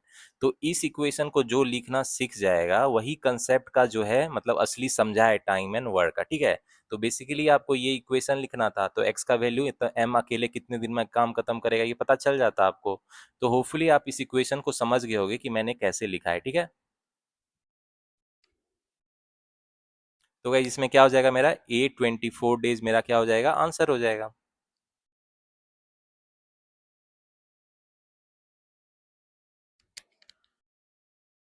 तो गाइस जब आते हैं इसके दूसरे क्वेश्चन पे, देखो इसमें कह रहा है B and S started the work and after some days B left the job. तो बी और एस का इन्फॉर्मेशन पहले लिख लेते हैं। बी अकेले कितने दिन में काम कर रहा है भाई, 15 दिन में, ठीक है, 15 डेज में अकेले काम कर लेता है। और एस कितने दिन में अकेले कर लेता है भाई, 21 डेज में, ठीक है। तो अब जो है हम लोग टोटल वर्क के कॉन्सेप्ट से बनाते हैं। टोटल वर्क कुछ एज्यूम कर लेते हैं, दोनों का कॉमन क्या है, 105 कॉमन है ना, तो 105 यूनिट मान लेते हैं। तो एफिशिएंसी कितना हो जाएगा, बी किस रेट से काम करेगा, आपको 7 यूनिट्स पर डे करेगा, ठीक है, एक दिन में 7 यूनिट काम कर देगा। और मेरा एस कितना काम करेगा, 5 यूनिट्स पर डे, ठीक है, इसको लिख लेते हैं। अब क्या है, अब क्वेश्चन सॉल्व करना इजी होगा। अब देखो बी और एस जो है 7 काम स्टार्ट करता है और आफ्टर सम डेज बीच काम छोड़ देता है, ठीक है, बी काम छोड़ देता है, मान लेते हैं दोनों एक्स डेज तक काम करता है, ठीक है। तो देखो बी एंड एस जो है एक दिन में कितना काम कर लेता है, एक दिन में 7 और 5 12 यूनिट कर लेता है ना। तो एक्स डेज में कितना काम कर लेगा, 12x काम कर लेगा, ठीक है। तो अब जो है रिमेनिंग वर्क कितना बच जाएगा, टोटल वर्क तो 105 यूनिट है ना, टोटल वर्क 105 यूनिट है, तो बचा हुआ काम कितना होगा, 105 माइनस 12x हो जाएगा ना। अब इसको क्या कह रहा है, S completed the remaining work in 9 days. मतलब जो एस काम को कर रहा है तो एस जो है कितना टाइम में करेगा, इतना वर्क है, और इसको एस की एफिशिएंसी कितनी है, 5 यूनिट पर डे कर रहा है, ठीक है, तो इतना टाइम लेगा, ये क्वेश्चन में दिया है 9 है। तो इक्वेशन को सॉल्व करके एक्स का वैल्यू निकाल लो, कितना हो जाएगा, ये हो जाएगा 45, यानी 12x हो गया आपको 60, यानी एक्स का वैल्यू 5 आ गया। मतलब जो है आपको कितने दिन के बाद काम छोड़ा था भाई, B left the job after x days माना था ना, 5 डेज के बाद काम छोड़ देता है। इसमें क्या हो जाएगा मेरा, D will be the answer.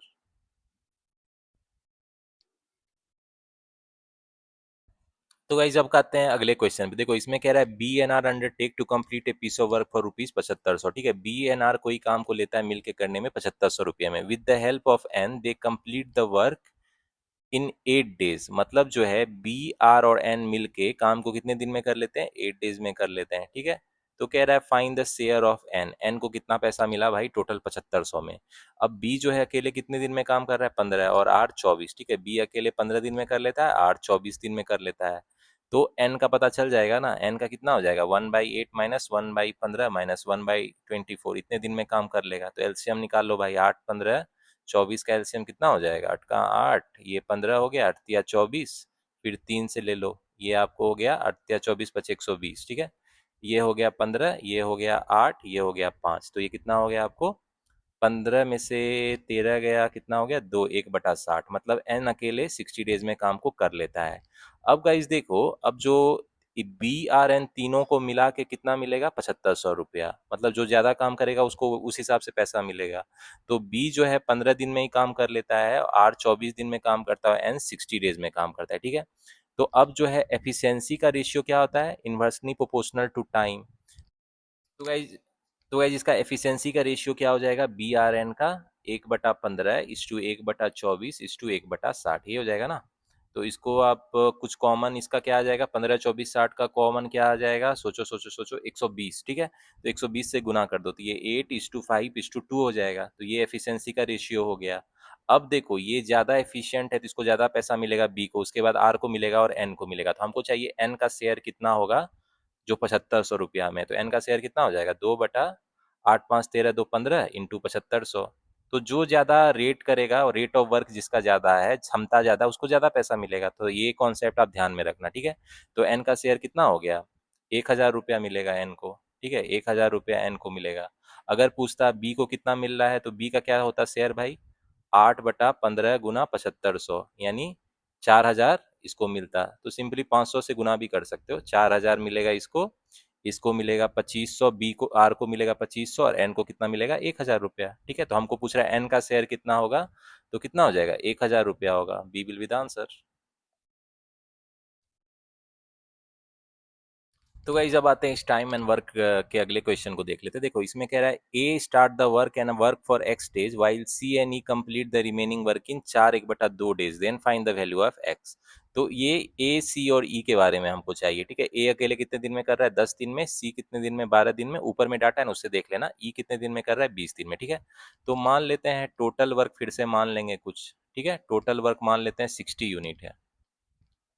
60 unit है तो ए का एफिशिएंसी कितना हो जाएगा, ए का जो एफिशिएंसी है किस रेट से काम करेगा, 6 यूनिट पर डे, इसका 5 हो जाएगा और इसका 3 हो जाएगा। ठीक है, अब कहता है ए काम स्टार्ट करता है and work for x day, तो ए एक दिन में 6 यूनिट काम करता है, तो एक्स डे में 6x यूनिट काम कर लेगा ना, इतना यूनिट्स काम कर लेगा। ठीक है, कह रहा है while C and E complete the remaining work, तो रिमेनिंग वर्क कितना जाएगा, रिमेनिंग वर्क यानी बचा हुआ काम, ए जब एक्स दिन काम कर लेगा तो बचा हुआ काम 60 - 6x हो जाएगा, ये रिमेनिंग वर्क हो गया। ठीक है, इतना यूनिट्स। अब कहता है कि C and E complete the remaining work in 4/1/2 day, तो कितना टाइम लेता है भाई, सी एन ई कितना टाइम लेगा रिमेनिंग वर्क को करने में, जितना वर्क है और जितना दोनों का कंबाइन एफिशिएंसी है। तो सी एन ई का एफिशिएंसी कितना है, 5 और 3 यानी 8 है। अब ये टाइम दिया है हमको 4/1/2 यानी 9/2 डेज है, यानी यहाँ से एक्स का वैल्यू निकाल लो, कितना हो जाएगा ये 36, यानी 6x हो जाएगा 24, यानी एक्स का वैल्यू 4 आ गया। ठीक है, तो हमको क्या चाहिए, find the value of X, तो एक्स ही का वैल्यू चाहिए, तो एक्स का वैल्यू कितना हो जाएगा 4 डेज हो जाएगा। ए विल बी द आंसर। तो गाइस अब आते हैं इस time and work D I के लास्ट क्वेश्चन को देख लेते हैं। इसमें कह रहा है M is 50% more efficient than D, efficiency जो एम का है 50% ज्यादा, यानी 3/2 है एफिशिएंसी डी का, मतलब एम और डी का एफिशिएंसी का रेशियो हमको दिया है कितना है, 3:2 है। ठीक है, इसको लिख लेते हैं। अब क्या कह रहा है, after how many days 1/3 of the work is completed when both are working simultaneously, मतलब दोनों साथ में काम करेगा तो 1/3 वर्क कितने टाइम में खत्म होगा, ये हमको निकालना है। तो एम अकेले कितने दिन में कर रहा है भाई, ये हमको पता नहीं है। ठीक है, लेकिन डी कितने दिन में कर रहा है ये तो पता है ना, 18 दिन में काम खत्म कर लेता है। ठीक है, अब एफिशिएंसी जो होता है टाइम के इन्वर्सली प्रोपोर्शनल होता है, तो एम और डी का जो एफिशिएंसी है ये कितना हो जाएगा, ये 3/2 है, मतलब जितना टाइम डी लेगा काम को खत्म करने में और जितना एम लेगा, डी का पता है 18 दिन ले रहा है, तो एम कितना दिन लेगा भाई, एम जो है 12 दिन में काम खत्म कर लेगा, और सही भी है क्योंकि एम ज्यादा एफिशिएंट है डी से। ठीक है, अब जो है हमको पता चल गया। अब कह रहा है after how many days 1/3 of the work is completed when both are working together. तो देखो, तो गाइस आप क्या करेंगे, टोटल वर्क को मान लेते हैं हम लोग, टोटल वर्क को मान लेते हैं 36 यूनिट है। ठीक है, तो जो एफिशिएंसी है आपको एम, और एफिशिएंसी कितना हो जाएगा भाई, एम का एफिशिएंसी कितना हो जाएगा 3 यूनिट पर डे, और इसका 2 हो जाएगा। ठीक है, अब कह रहा है 1/3 ऑफ वर्क को कितना टाइम लगेगा, तो 1/3 वर्क के कितना हो जाएगा, 1/3 वर्क बेसिकली 36/3 यानी 12 यूनिट हो जाएगा, 12 यूनिट्स हो जाएगा ना। तो इसको करने में कह रहा है कि अगर एम और डी दोनों मिल के करेगा तो कितना टाइम लगेगा भाई, एम और डी दोनों मिल के काम कर रहा है, तो इस 12 यूनिट यानी 1/3 वर्क को कितने में करेगा, तो दोनों का कंबाइन एफिशिएंसी कितना है, 3 और 2 है यानी 5 है, तो कितना होगा 2/5 डेज में जो है एम और डी मिलके 1/3 वर्क यानी 12 यूनिट को कर देगा। ठीक है, इसमें क्या हो जाएगा मेरा, C will be the answer.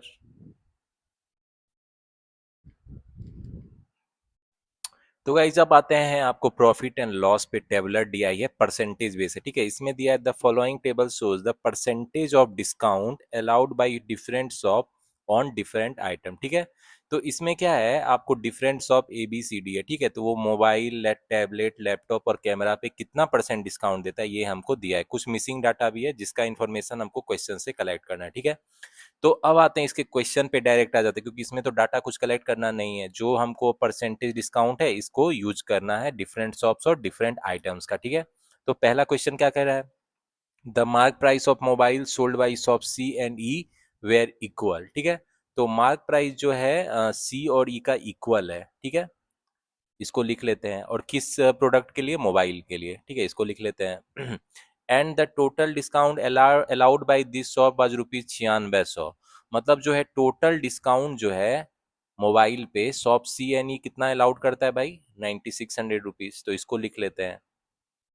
तो कह रहा है then find the cost price of the mobile sold by shop C. मतलब जो है कॉस्ट प्राइस जो होगा शॉप सी का वो क्या होगा निकालना है, ठीक है, मोबाइल के लिए। कह रहा है if the shopkeeper earn 25% profit on the mobile. तो प्रॉफिट परसेंटेज प्रॉफिट हमको दिया है 25% है, ठीक है। तो हमको क्या निकालना है, कॉस्ट प्राइस सी के लिए। तो गाइज देखो अब हम लोग क्या करेंगे, सी के लिए क्या इन्फॉर्मेशन दिया है, मोबाइल के लिए 18% का इसको डिस्काउंट है, ठीक है। और ई के लिए कितना है, 30% का डिस्काउंट है, ठीक है। तो दोनों का हमको मार्क प्राइस दिया है, तो मार्क प्राइस को एज्यूम कर लेते हैं। दोनों का जो है शॉप सी और ई के लिए जो मोबाइल का प्राइस है 100x मान लेते हैं, ठीक है। अब जो है शॉप सी में कितना डिस्काउंट है, डिस्काउंट जो है शॉप सी में 18% है, ठीक है। और ई में कितना है, ई में डिस्काउंट 30% है। तो सेलिंग प्राइस क्या हो जाएगा मेरा, 18% और 30% डिस्काउंट है। तो गाइस जी इस केस में हमको सेलिंग प्राइस पता चल जाएगा ना। सेलिंग प्राइस सी का कितना हो जाएगा, सेलिंग प्राइस जो सी का है ये कितना होगा, 18% डिस्काउंट पे बेच रहा है मतलब 82x हो जाएगा, ठीक है, 100x पे निकाल लेंगे। और इसका सेलिंग प्राइस कितना हो जाएगा ई आइटम के लिए, ये हो जाएगा आपको 30% का डिस्काउंट है यानी 70x पे सेल करेगा, ठीक है। तो ये हमको पता चल गया। अब देखो हमको कह रहा है टोटल डिस्काउंट जो दिया गया था वो 9600 था, ठीक है, टोटल डिस्काउंट 9600 था। तो इसमें डिस्काउंट का वैल्यू निकाल लेते हैं। एक्चुअल वैल्यू क्या हो जाएगा, mark price minus selling price 18x हो गया और इसमें कितना हो जाएगा, ये 30x हो गया, ठीक है। अब जो ये टोटल 48x है कितना दिया गया हमको, 9600 है, तो x का वैल्यू कितना हो गया, 200 हो गया, ठीक है। तो हमको क्या चाहिए, कॉस्ट प्राइस सी का चाहिए, क्या होगा कॉस्ट प्राइस सी का जो है कितना होगा, हमको ये चाहिए, ठीक है। तो देखो हमको पता चल गया ना सेलिंग प्राइस सी का क्या है, ये आपको है 82x है, ठीक है, 82 इंटू 200, ठीक है। तो ये कितना हो गया, दो दुना चार, दो अट्ठे 16, 16,400 हो गया ना। और हमको परसेंटेज प्रॉफिट पता है तो कॉस्ट प्राइस पता चल जाएगा ना, 25/100 कर लो।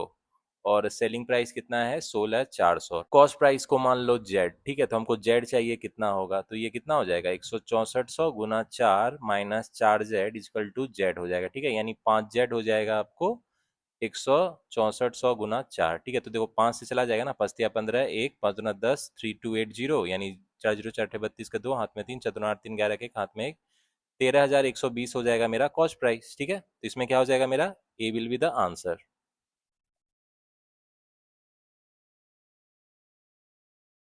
तो गाइस जब आते हैं इसके सेकंड क्वेश्चन में, इसमें कह रहा है selling price of laptop sold by shop D was equal to the total selling price of tablet and camera sold by the same shop. मतलब जो है शॉप डी के लिए इंफॉर्मेशन है कि सेलिंग प्राइस जो है लैपटॉप का वो इक्वल है total selling price of tablet plus selling price of camera sold by shop D, ठीक है। इसको लिख लेते हैं ये इन्फॉर्मेशन, ठीक है।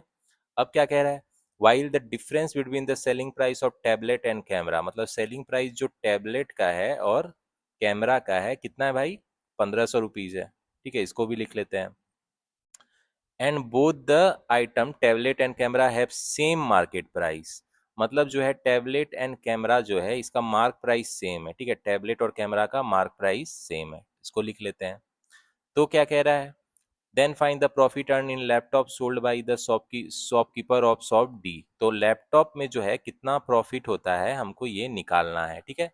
If he earns profit of 10% by selling laptop, percentage profit जो लैपटॉप को सेल करके इसको होता है 10% का होता है, तो हमको एक्चुअल प्रॉफिट चाहिए क्या होगा, यानी selling price minus cost price of laptop, ठीक है, सोल्ड बाय शॉप डी।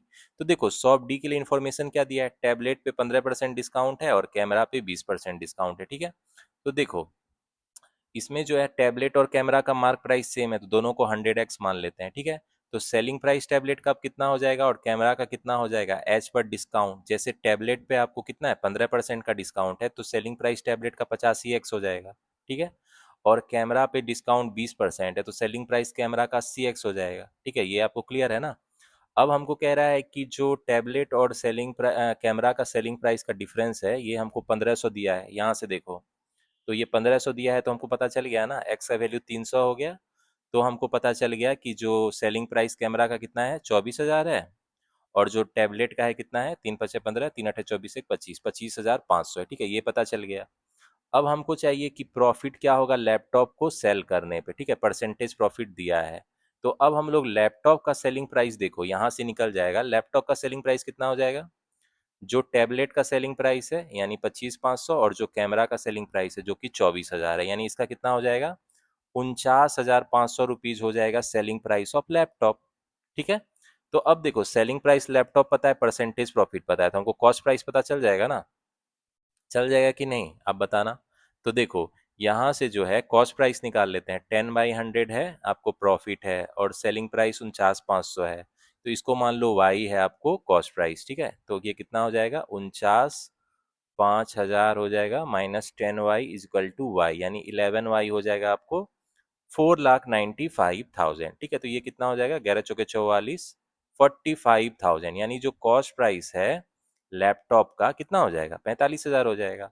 तो हमको चाहिए लैपटॉप को बेचने पे इसको प्रॉफिट कितने का हो रहा है, ये चाहिए। प्रॉफिट कितना हो जाएगा? Selling price minus cost price. तो सेलिंग प्राइस 49,500 है और कॉस्ट प्राइस इतना है, तो इस दोनों का डिफरेंस 4500, यही प्रॉफिट हो जाएगा ना? ठीक है, तो देखो इसमें क्या हो जाएगा मेरा? B will be the answer. तो गाइस जब आते हैं अगले क्वेश्चन पे, देखो इसमें कह रहा है selling price of mobile and tablet of shop B is in the ratio 2:3। तो शॉप बी के लिए इन्फॉर्मेशन है कि सेलिंग प्राइस जो मोबाइल का है और टैबलेट का है, ठीक है, ध्यान से लिखना, टैबलेट का जो है किस रेशियो में? 2:3 है। ठीक है, इसको लिख लेते हैं। कह रहा है इफ द शॉपकीपर अर्न से profit of 25% on mobile which is equal to ₹500। अब जो है शॉपकीपर जो है बी शॉपकीपर ही मोबाइल पे कितना प्रॉफिट अर्न कर रहा है भाई? 25% प्रॉफिट, जो कि 500 के बराबर है। ठीक है, तो यहाँ से जो है मेरा 100% क्या हो जाएगा? कॉस्ट प्राइस हो जाएगा ना। ये कितना हो जाएगा? 2,000, तो ये 2,000 कॉस्ट प्राइस हो जाएगा। ठीक है, और मेरा सेलिंग प्राइस कितना हो जाएगा? 2500 हो जाएगा। 2500 सेलिंग प्राइस हो जाएगा किसका? मोबाइल का। ठीक है, तो ये हमको पता चल गया। अब सेलिंग प्राइस मोबाइल का पता चल गया है, तो सेलिंग प्राइस टैबलेट का यहाँ से पता चल जाएगा ना। सेलिंग प्राइस मोबाइल का कितना है? 2500। तो यहाँ से सेलिंग प्राइस टैबलेट का निकाल लेते हैं, कितना हो जाएगा? 2/3, 1250, यानी सेलिंग प्राइस ऑफ टैबलेट कितना हो गया भाई? 300, 3×5 = 15, 5, 3×6 = 3750 रुपीज। ठीक है, इसको लिख लेते हैं। तो अब कह रहा है कि 20% का प्रॉफिट टैबलेट पे भी होता है। ठीक है, प्रॉफिट जो है टैबलेट पे कितना है? 20% है। तो यहाँ से हमको कॉस्ट प्राइस पता चल जाएगा इसका। ठीक है, तो कॉस्ट प्राइस जो है टैबलेट का कितना हो जाएगा, यहाँ से हमको पता चल जाएगा ना। तो देखो 3750, 1/5 प्रॉफिट हो रहा है, 3750 है। ठीक है, मान लो प्रॉफिट है वाई। ठीक है, ये कॉस्ट प्राइस वाई।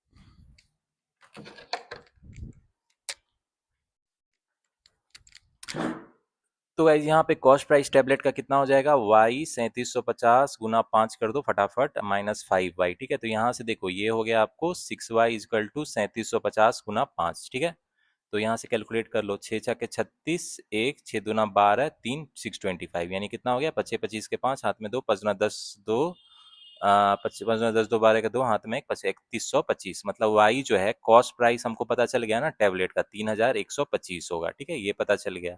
तो अब गाइज देखो, अब जो है टैबलेट पे जो हमको पता चल गया ना प्रॉफिट कितना होगा। प्रॉफिट कितना हो जाएगा भाई? टैबलेट को जो सेल करेगा, selling price minus cost price, यानी 3750 में से 3125 को घटा दो तो कितना हो जाएगा? ये 625 रुपीज हो जाएगा। ठीक है, 625 हो गया। तो अब देखो हमको क्या चाहिए, क्वेश्चन में पूछ क्या रहा है? हमको चाहिए टोटल प्रॉफिट।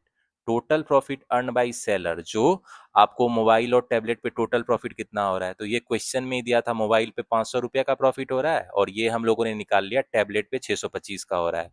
तो टोटल प्रॉफिट कितना हो जाएगा? टोटल प्रॉफिट दोनों का सम हो जाएगा ना, मतलब 500 प्लस 625 यानी 1125 रुपीज हो जाएगा। ठीक है, तो ये क्या हो जाएगा मेरा आंसर? तो इसमें क्या हो जाएगा? ए 1125 विल बी द आंसर। तो गाइस अब आते हैं इसके नेक्स्ट क्वेश्चन को देखते हैं। देखो इसमें कह रहा है if the selling price of camera sold by shop A shop ए के बारे में बोल रहा है। कैमरा जो है सेलिंग प्राइस का सोल्ड बाय शॉप ए कितना है भाई? इज रुपीज 28,000, 28,000 रुपीज है। ठीक है, इसको लिख लेते हैं। अब कह रहा है the profit earn by the shopkeeper is 25%। Profit जो है, परसेंटेज प्रॉफिट भी दिया है, कितना है, 25% ठीक है। तो यहाँ तो हमको कॉस्ट प्राइस पता चल जाएगा ना, 1/4, सेलिंग प्राइस 28,000 है, मान लेते हैं आपको जेड है, चलो जेड कॉस्ट प्राइस मान लेते हैं, तो ये कितना हो जाएगा, तो गाइज ये कितना हो जाएगा आपको, ये हो जाएगा जेड इजकल टू 4×8 = 32, 112 000 - 4Z, यानी 5Z कितना हो गया आपको, 11 112 000, ठीक है। जेड कितना हो गया, 5×10, 5×10 हो गया, फिर 5×10, फिर 24, 22,400 क्या हो गया मेरा कॉस्ट प्राइस ऑफ कैमरा। इसको यहाँ से निकाल लेते हैं, ठीक है। अब देखो आगे क्वेश्चन को पढ़ते हैं, क्या बोल रहा है, then find the difference between the profit earned by the seller if he decreases the rate of discount to 10% from 20%, ठीक है। अब क्या कह रहा है कि स्टार्ट में ये 20% का डिस्काउंट देता था, ठीक है, लेकिन इसको डिक्रीज करके अब जो है न्यू डिस्काउंट कितना कर दिया है, 10% कर दिया, ठीक है। तो इसमें कह रहा है कि जो ये प्रॉफिट अर्न करता है डिफरेंस उसका हमको चाहिए दोनों केस के लिए, ठीक है, तो ये ध्यान में रखना। तो गाइस देखो सेलिंग प्राइस मेरा क्या है, सेलिंग प्राइस जो है 28,000 है, सेलिंग प्राइस 28,000 है, ठीक है। तो अब देखो प्रॉफिट क्या होता है, selling price minus cost price. तो इस केस में हम लोग देखेंगे, तो गाइस देखो जब 20% का डिस्काउंट देता है, डिस्काउंट जब 20% है, तो उस समय हम लोग मार्क प्राइस निकाल लेते हैं। सेलिंग प्राइस जब कैमरा का 28,000 है, ठीक है, तो इस केस में हम लोग मार्क प्राइस पहले निकाल लेते हैं कि मार्क प्राइस कितना है। तो देखो डिस्काउंट होता है मार्क प्राइस जो है सी का, कैमरा का, ठीक है, माइनस सेलिंग प्राइस बटा मार्क प्राइस, ठीक है। तो यहाँ से हम लोग निकाल लेते हैं इसको, इसको मान लो, चलो जेड मान लो, ठीक है। तो 20 ये हो गया, 5 हो गया, तो ये कितना हो गया आपको, Z is equal to 5 × Z minus 28,000 × 5, ठीक है। तो यहाँ से जो है 4Z हो गया 28,000 × 5, यानी जेड का वैल्यू कितना हो गया, 7,000, 35,000 हो गया। मतलब जो मार्क प्राइस है कैमरा का हमको पता चल गया है 35,000 है, ठीक है, 35,000 कैमरा का मार्क प्राइस है। ये कब है, जब डिस्काउंट 20% है, ठीक है। लेकिन अब जो है डिस्काउंट 10% हो जा रहा है, ठीक है, डिस्काउंट को घटा दिया है दुकानदार ने। तो अब डिस्काउंट घटा दिया तो सेलिंग प्राइस, न्यू जो सेलिंग प्राइस है कितना हो जाएगा, कैमरा का new selling price 35,000 mark price है, उसको 90% पे बेच रहा है अब। तो कितना हो जाएगा ये, 9×5 = 45, 4 9 31,500 हो जाएगा, ठीक है। तो देखो मेरा जो है हमको चाहिए प्रॉफिट का डिफरेंस क्या होगा डिस्काउंट चेंज करने से, ठीक है। तो देखो स्टार्ट में कॉस्ट प्राइस और सेलिंग प्राइस इतना है, तो स्टार्ट में जो प्रॉफिट है वो कितना है, ये आपको है 5600 है ना, आई थिंक 5600, यस 5600 है, ठीक है। अब कितना प्रॉफिट है, अब जो है कॉस्ट प्राइस तो सेम रहेगा, लेकिन सेलिंग प्राइस चेंज हो गया ना, कॉस्ट प्राइस तो 22,400 ही रहेगा कैमरा का, लेकिन जो है अब प्रॉफिट उसको ज़्यादा होगा, तो न्यू प्रॉफिट कितना है भाई, न्यू प्रॉफिट कितना हो जाएगा, ये दोनों का डिफरेंस ले लो, 0 0 1 11 2 9 9100 हो गया। तो अब प्रॉफिट जो है इतना है, तो इसका हमको डिफरेंस चाहिए, दोनों का डिफरेंस क्या होगा, तो दोनों का डिफरेंस क्या हो जाएगा, 3500 हो जाएगा ना, ठीक है। तो इसमें क्या हो जाएगा मेरा answer, C will be the answer.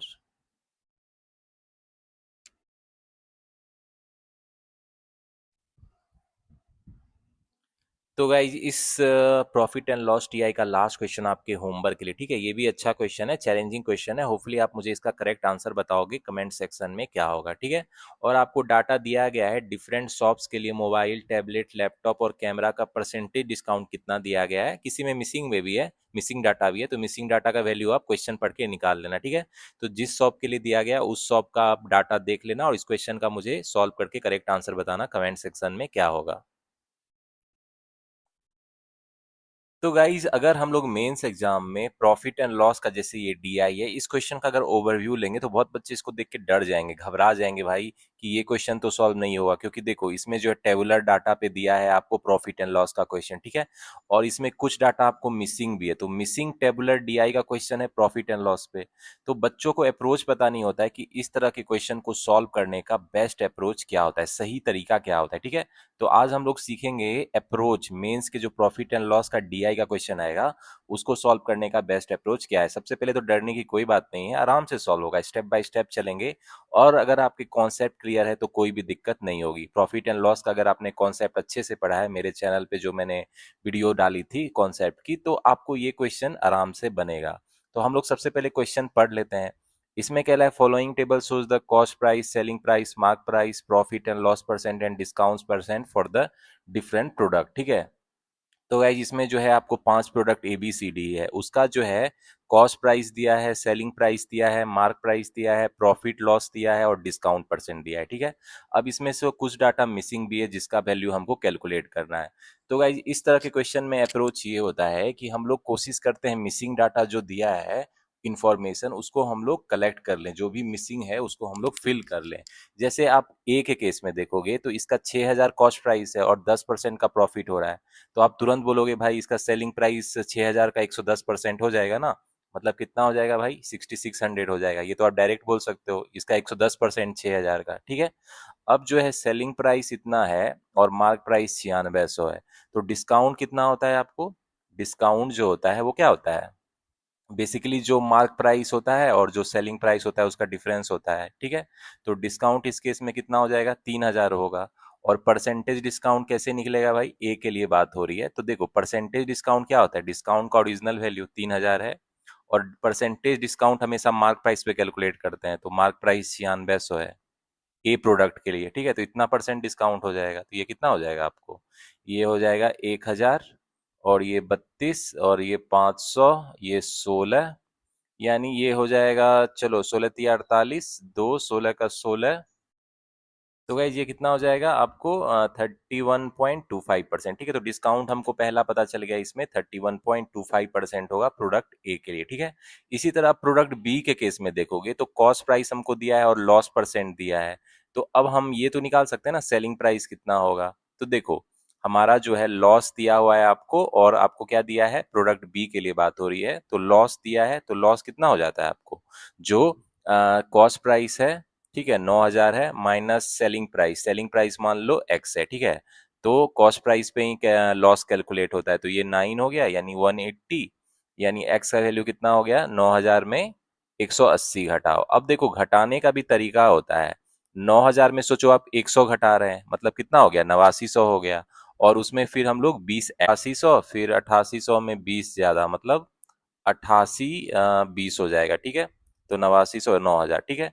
तो ये जो है इस केस में आपका सेलिंग प्राइस कितना हो जाएगा? 8,820 रुपया, ठीक है, ये पता चल गया हमको। तो इसमें मार्क प्राइस कितना हो जाएगा? देखो यहाँ पे जो है परसेंटेज डिस्काउंट कितना है? 25% का है। तो प्रोडक्ट बी के लिए देखोगे कि सेलिंग प्राइस आपको इतना है प्रोडक्ट बी के लिए, ठीक है, और परसेंटेज डिस्काउंट कितना है? 25% है, ठीक है। परसेंटेज डिस्काउंट प्रोडक्ट बी के लिए 25% है। तो मतलब जो है हमको क्या चाहिए कि इसमें जो है मार्क प्राइस क्या होगा? तो परसेंटेज डिस्काउंट क्या होता है आपको? ये होता है मार्क प्राइस, मार्क प्राइस जो है, ठीक है, बी का जो होगा माइनस सेलिंग प्राइस, तो सेलिंग प्राइस तो बी का 8,820 है, डिवाइडेड बाई मार्क प्राइस, ठीक है। तो मान लो मार्क प्राइस को वाई मान लो आप, 1/4, और इसको वाई मान लो, कैलकुलेशन करना है ना हमको, तो कोई सिंपल वैल्यू ले लेते हैं। तो यहाँ देखो y इज इक्वल टू हो गया 4y माइनस 8820 इंटू 4, ठीक है।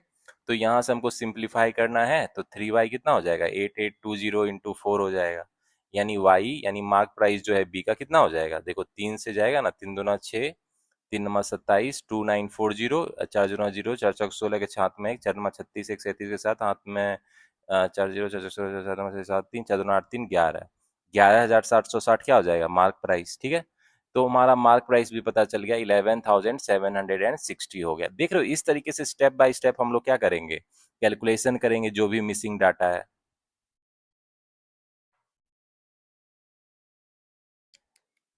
तो गाइज अब आते हैं प्रोडक्ट सी के लिए, देखते हैं। देखो इसमें कॉस्ट प्राइस दिया है आपको, सेलिंग प्राइस दिया गया है, तो इसमें क्या है? प्रॉफिट हो रहा है, तो कितने का है? 2,000 और 8,004, यानी 25% का प्रॉफिट हो रहा है, तो ये तो डायरेक्ट आप लिख दोगे, ठीक है। अब 20% का डिस्काउंट हो रहा है, तो प्रोडक्ट सी के केस में देखो परसेंटेज डिस्काउंट जो है 20% है, ठीक है। और जो सेलिंग प्राइस है आपको 10,000 है, तो यहाँ से हमको मार्क प्राइस पता चल जाएगा ना। देखो 20% डिस्काउंट है और मार्क प्राइस मान लो कुछ भी मान लो जेड है, ठीक है। तो सेलिंग प्राइस आपको 10,000 है, ठीक है। तो और हमेशा डिस्काउंट मार्क प्राइस पे निकाला जाता है, तो ये ध्यान में रखना। तो यहाँ से जो है Z is equal to 5Z minus 50,000 हो जाएगा ना, यानी यहाँ से 4Z आपको कितना हो गया? 50,000 हो गया, ठीक है। तो जेड कितना हो गया? 4 का 4, 4 2 8, 12,500 हो गया, यानी मार्क प्राइस जो है सी का हमको पता चल गया कितना हो गया? 12,500 हो गया। तो स्टेप बाय स्टेप चल रहे हैं, आराम से हम लोग सॉल्व कर रहे हैं, कोई हड़बड़ी नहीं है, ठीक है। इसमें देखो, अब देखो डी प्रोडक्ट के लिए जो है हमको क्या दिया है, मार्क प्राइस दिया है और प्रॉफिट दिया है और डिस्काउंट परसेंट दिया है, ठीक है। तो अब हम लोग क्या करेंगे, प्रोडक्ट डी के लिए जो है हम लोग सेलिंग प्राइस पहले निकाल लेंगे, 4% डिस्काउंट है, ठीक है। और मार्क प्राइस कितना है, 13,750 है, ठीक है। इसको लिख लेना यहाँ पे प्रोडक्ट डी, ताकि कंफ्यूजन नहीं हो। अब जो है mark price minus selling price मान लो, चलो के मान लो, ठीक है। हमको बस मार्क प्राइस पे ही निकालते हैं ना डिस्काउंट, तो 13,750 को फिर से नीचे लिख लो, ये हो गया आपको 25, यानी 13,750 गुना 25 माइनस 25 के कितना के बराबर हो गया, ये हो गया आपको 13,750 के बराबर, ठीक है। तो यहाँ से 25 के इक्वल टू कितना हो जाएगा, 24 गुना 13,750, ठीक है, इतना हो जाएगा ना। अब देखो ये 25 पचे 125 जाएगा और फिर आपको कितना बच जाएगा, 12, फिर 50, ये 550 हो जाएगा, ठीक है। यानी के का वैल्यू कितना आ गया, देखो इसको जो है कैसे आप मल्टीप्लाई करोगे भाई, 550 लिखो, इसको आप इंटू 20+4 कर दो, ठीक है, ऐसे करो तो सही रहेगा। और इसको जो है आप 1100/2 लिख लो। कैलकुलेशन इस तरीके से स्मार्ट वे में करना चाहिए, ठीक है। यानी ये कितना हो गया आपको, ये देखो ये हो गया ना आपको, यानी 1100 इंटू 10+2 हो गया। तो अब देखो कैलकुलेशन कितना इजी लगेगा, 11,000 प्लस 2,200, यानी कितना हो गया ये, 13,200। यानी जो है मेरा प्रोडक्ट डी के लिए हमको सेलिंग प्राइस पता चल गया 13,200 है, तो इसको लिख लेते हैं, ठीक है। अब देखो इसमें प्रॉफिट 10% का है, तो हमको प्रोडक्ट डी के लिए पता चल जाएगा ना कॉस्ट प्राइस। देखो प्रॉफिट 10% है, ठीक है, और जो है सेलिंग प्राइस 13,200 है, ठीक है। तो कॉस्ट प्राइस मान लो एन है, तो एन हमको पता चल जाएगा ना, ये देखो एक जीरो चला गया, यानी एन जो है आपको कितना हो गया, ये हो गया 13,200, ठीक है, माइनस 10 × n, यानी 11n, यहाँ से कितना हो गया आपको 13,132 पे 30, ठीक है। यहाँ से देखो ये कितने से कैंसिल हो जाएगा, 12,000 हो जाएगा सिंपली। तो कॉस्ट प्राइस भी प्रोडक्ट डी का पता चल गया ना, 12,000 है। तो स्टेप बाय स्टेप जितना था हम लोग इन्फॉर्मेशन कलेक्ट करते जा रहे हैं। अब प्रोडक्ट ई के लिए देख लो, कॉस्ट प्राइस हमको कितना दिया है, 7,000 दिया है, ठीक है। और जो है आपको लॉस 10% का है, मतलब लॉस कितना हो गया 700, यानी सेलिंग प्राइस 6,300 हो जाएगा, ठीक है। और जो है आपको डिस्काउंट 25% है, यानी 1/4 है, ठीक है। और इसको हमको मार्क प्राइस निकालना है। अब तो मार्क प्राइस प्रोडक्ट ई के लिए कितना हो जाएगा, माइनस सेलिंग प्राइस 6,300 है, divided by mark price of E, ठीक है। तो इसको मान लो कुछ एक्स है, हमको बस इसका एक्स माइनस 6,300 डिवाइडेड बाई, तो गाइज ये कितना हो गया आपको, x is equal to 4x minus 6,300 into 4 हो गया, ठीक है। यानी यहाँ से आपको 3x कितना हो जाएगा, 6,300 इंटू 4 हो गया। देखो ये 3×2 = 6, 2,100 हो गया, यानी x का वैल्यू 8,400 हो गया, ठीक है। तो मार्क प्राइस प्रोडक्ट ई का पता चल गया ना, कितना हो जाएगा 8,400 हो जाएगा, ठीक है। इसको भी लिख लेते हैं। तो आइज अब हमारा डाटा कलेक्ट हो गया ए बी सी डी ई के लिए। अब हम लोग क्वेश्चन पे आते हैं, उसको जो इन्फॉर्मेशन दिया है उसको यूज करके क्वेश्चन को सॉल्व करते हैं, ठीक है। तो गाइस हमारा डाटा कलेक्ट हो गया product A B C D के लिए, जो भी मिसिंग था cost price, selling price, mark price, profit loss, discount percent, हमने कैलकुलेट कर लिया। अब क्वेश्चन पे आते, देख रहे हैं क्वेश्चन में क्या पूछ रहा है। पहला क्वेश्चन क्या कह रहा है, if the cost price of product S is 20% more than that of cost price of product D. एक नया प्रोडक्ट एस के बारे में बोल रहा है, उसका कॉस्ट प्राइस कितना भाई, जो नया प्रोडक्ट एस है 20% मोर, यानी 6/5 डायरेक्ट लिख देते हैं, किसका, जो कॉस्ट प्रोडक्ट है आपका डी का। तो देखो डी का तो कॉस्ट प्राइस हमको पता है ना 12,000 है, ठीक है। तो 6/5 गुना 12,000 कर लो, कितना हो जाएगा ये आपको, ये हो जाएगा 2,400 और ये हो गया 14,400, ठीक है। तो हमारा जो नया प्रोडक्ट एस है उसका हमको कॉस्ट प्राइस पता चल गया। अब आगे क्या कह रहा है क्वेश्चन में, the cost price, selling price and mark price of product S is in the ratio 12:13:15 respectively. तो प्रोडक्ट एस जो है इसका आपको रेशियो दिया है कॉस्ट प्राइस, मार्क प्राइस और सेलिंग प्राइस का, ठीक है। तो ध्यान से देखना, कॉस्ट प्राइस, सेलिंग प्राइस और मार्क प्राइस का क्या रेशियो है, 12:13:15, यही है ना। और हमको तो पता है भाई, कॉस्ट प्राइस तो पता है 14,400 है, ठीक है। कॉस्ट प्राइस तो 14,400 पता है। अब ये कितने का भाई मल्टीपल है, ये 1,200 का है, तो ये भी 1,200 का मल्टीपल होगा ना। यानी 12×36 के 6, हाथ में 3, 15,600 हो गया सेलिंग प्राइस, और ये कितना हो गया 18,000 हो गया, ठीक है। तो अब हमको पूछ क्या रहा है, कह रहा है find the difference between the selling price of product S, selling price तो 15,600 है, ठीक है, and the selling price of product C. तो प्रोडक्ट सी के लिए देखो हम लोग निकाले हैं ना भाई, प्रोडक्ट सी के लिए तो सेलिंग प्राइस क्वेश्चन में 10,000 दिया है, ठीक है। तो प्रोडक्ट सी के लिए जो सेलिंग प्राइस है 10,000 है, तो हमको चाहिए क्या, हमको बोल रहा है कि डिफरेंस इस दोनों का क्या होगा। तो इसका डिफरेंस क्या हो जाएगा कि 10,000, 15,600 में से 10,000 घटाओगे तो 5600 रुपीज आ जाएगा ना, यही डिफरेंस हो जाएगा। तो यही क्या हो जाएगा, मेरा आंसर हो जाएगा। इसमें क्या हो जाएगा, मेरा B will be the answer, ठीक है।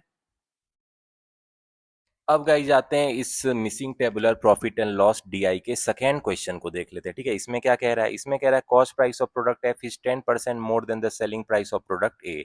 एक नया प्रोडक्ट एफ के बारे में इंफॉर्मेशन दिया है कि इसका जो कॉस्ट प्राइस है प्रोडक्ट एफ का 10% ज्यादा है, मतलब 110/100 हो जाएगा, जो सेलिंग प्राइस है प्रोडक्ट ए का।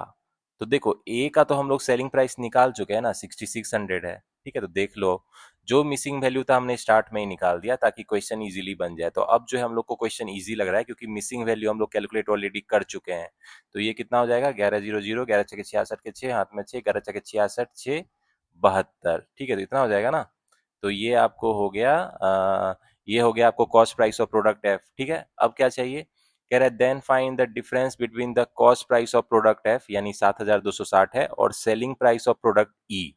तो selling price of product E तो हम लोग को पता ही चल गया था, देखो कितना है, 6300 कैलकुलेट किए थे ना, तो 6300। अब हमको चाहिए क्या, इस दोनों का डिफरेंस चाहिए। तो डिफरेंस कितना हो जाएगा आपको, ये हो जाएगा 960 रुपीज हो जाएगा ना। तो इसमें यही आंसर हो जाएगा, ठीक है। तो इसमें क्या हो जाएगा, मेरा A will be the answer. तो गाइज अब आते हैं इस मिसिंग टेबुलर डीआई के थर्ड क्वेश्चन को देख लेते हैं। इसमें कह रहा है average cost price of product A B and D is ₹8,000। मतलब जो है ए बी डी का जो है कॉस्ट प्राइस का एवरेज हमको दिया गया है, ठीक है। तो इसको जो है ये मतलब कितना दिया गया है हमको, इसका जो एवरेज है 8,000 है, ठीक है। तो मतलब जो है सम कितना हो जाएगा, ए बी डी का जो कॉस्ट प्राइस है उसका सम कितना हो जाएगा, फटाफट लिख लेते हैं। ये आपको 24,000 हो जाएगा ना, ये कितना हो जाएगा हमको, 24,000 हो जाएगा, ठीक है। तो गाइस अब आप बोलोगे कि हम लोग तो कॉस्ट प्राइस डी का निकाले हैं भाई, फिल इन द ब्लैंक्स जो था 12,000 निकाले हैं, लेकिन अब इस कंडीशन के अकॉर्डिंग हमको सॉल्व करना है, ठीक है। तो इसमें हमको ए का फिक्स दिया है और बी का फिक्स दिया है, तो इसको ले लेंगे। यहाँ ये 6,000 है, ये 9,000 है। अब जो है कॉस्ट प्राइस डी का जो है एज पर कंडीशन इस थर्ड क्वेश्चन में उसके अकॉर्डिंग हम लोग कैलकुलेट करेंगे, ठीक है। क्योंकि जो भी फिल इन द ब्लैंक्स है वो कंडीशनल है, मतलब अगर कंडीशन अलग दिया है तो वो चेंज हो सकता है, ठीक है। तो ये थोड़ा ध्यान रखना आप। तो कॉस्ट प्राइस ऑफ डी कितना हो जाएगा अब, 9,000 रुपया हो जाएगा, ठीक है। तो एज पर क्वेश्चन आप ध्यान से देखना ये, ठीक है। तो क्या कह रहा है, then find the ratio between selling price of product D to that of mark price of product E. अब देखो इसमें हमको जो है प्रोडक्ट डी के लिए देखोगे तो प्रॉफिट 10% है, कुछ नहीं दिया है तो यही लेंगे ना। तो प्रॉफिट 10% है तो मेरा सेलिंग प्राइस कितना हो जाएगा भाई, सेलिंग प्राइस प्रोडक्ट डी का कितना हो जाएगा, 9,000 गुना 110/100 हो जाएगा ना। तो ये कितना हो जाएगा आपको, ये हो जाएगा 9900 रुपया, ठीक है। तो सेलिंग प्राइस डी का पता चल गया और मार्क प्राइस प्रोडक्ट ई का हमको क्या है भाई, ये तो हमको कैलकुलेट कर चुके हैं आई थिंक ऑलरेडी। तो ये 8400 कैलकुलेट किए थे ना, तो इसको 8400 था। तो अब इसको दोनों का रेशियो चाहिए, तो ये रेशियो कितना हो जाएगा, सेलिंग प्राइस जो है आपको डी का और mark price of product E, तो ये रेशियो निकाल लो कितना हो जाएगा, ये 33 से जाएगा और ये 28 से जाएगा, 33:28 हो जाएगा, ठीक है। तो इसमें क्या हो जाएगा मेरा, D will be the answer. तो गाइज देखो बहुत बच्चे कंफ्यूज करेंगे कि हम लोग तो डी का कॉस्ट प्राइस निकाले थे लेकिन फिल इन द ब्लैंक्स है ना, तो इसमें आप कंडीशनल है। इस पर्टिकुलर केस के लिए कॉस्ट प्राइस डी का जो है 9,000 हो जाएगा, उसके अकॉर्डिंग हम लोग कैलकुलेट करेंगे, ठीक है। तो ये ध्यान देखना कंडीशनल टाइप का क्वेश्चन रहता है जो टेबुलर डीआई रहता है, और एज पर कंडीशन जो है फिल इन द ब्लैंक्स भी चेंज हो सकता है, ठीक है। तो इसको ध्यान में रखना। तो गाइस अब आते हैं इस प्रॉफिट लॉस डीआई के फोर्थ क्वेश्चन में, देखते हैं क्या कह रहा है। इसमें कह रहा है cost price of product x, एक नया प्रोडक्ट एक्स के बारे में बोल रहा है। इसका कॉस्ट प्राइस कितना है भाई, कॉस्ट प्राइस कितना है, 4/5 of the selling price of product D.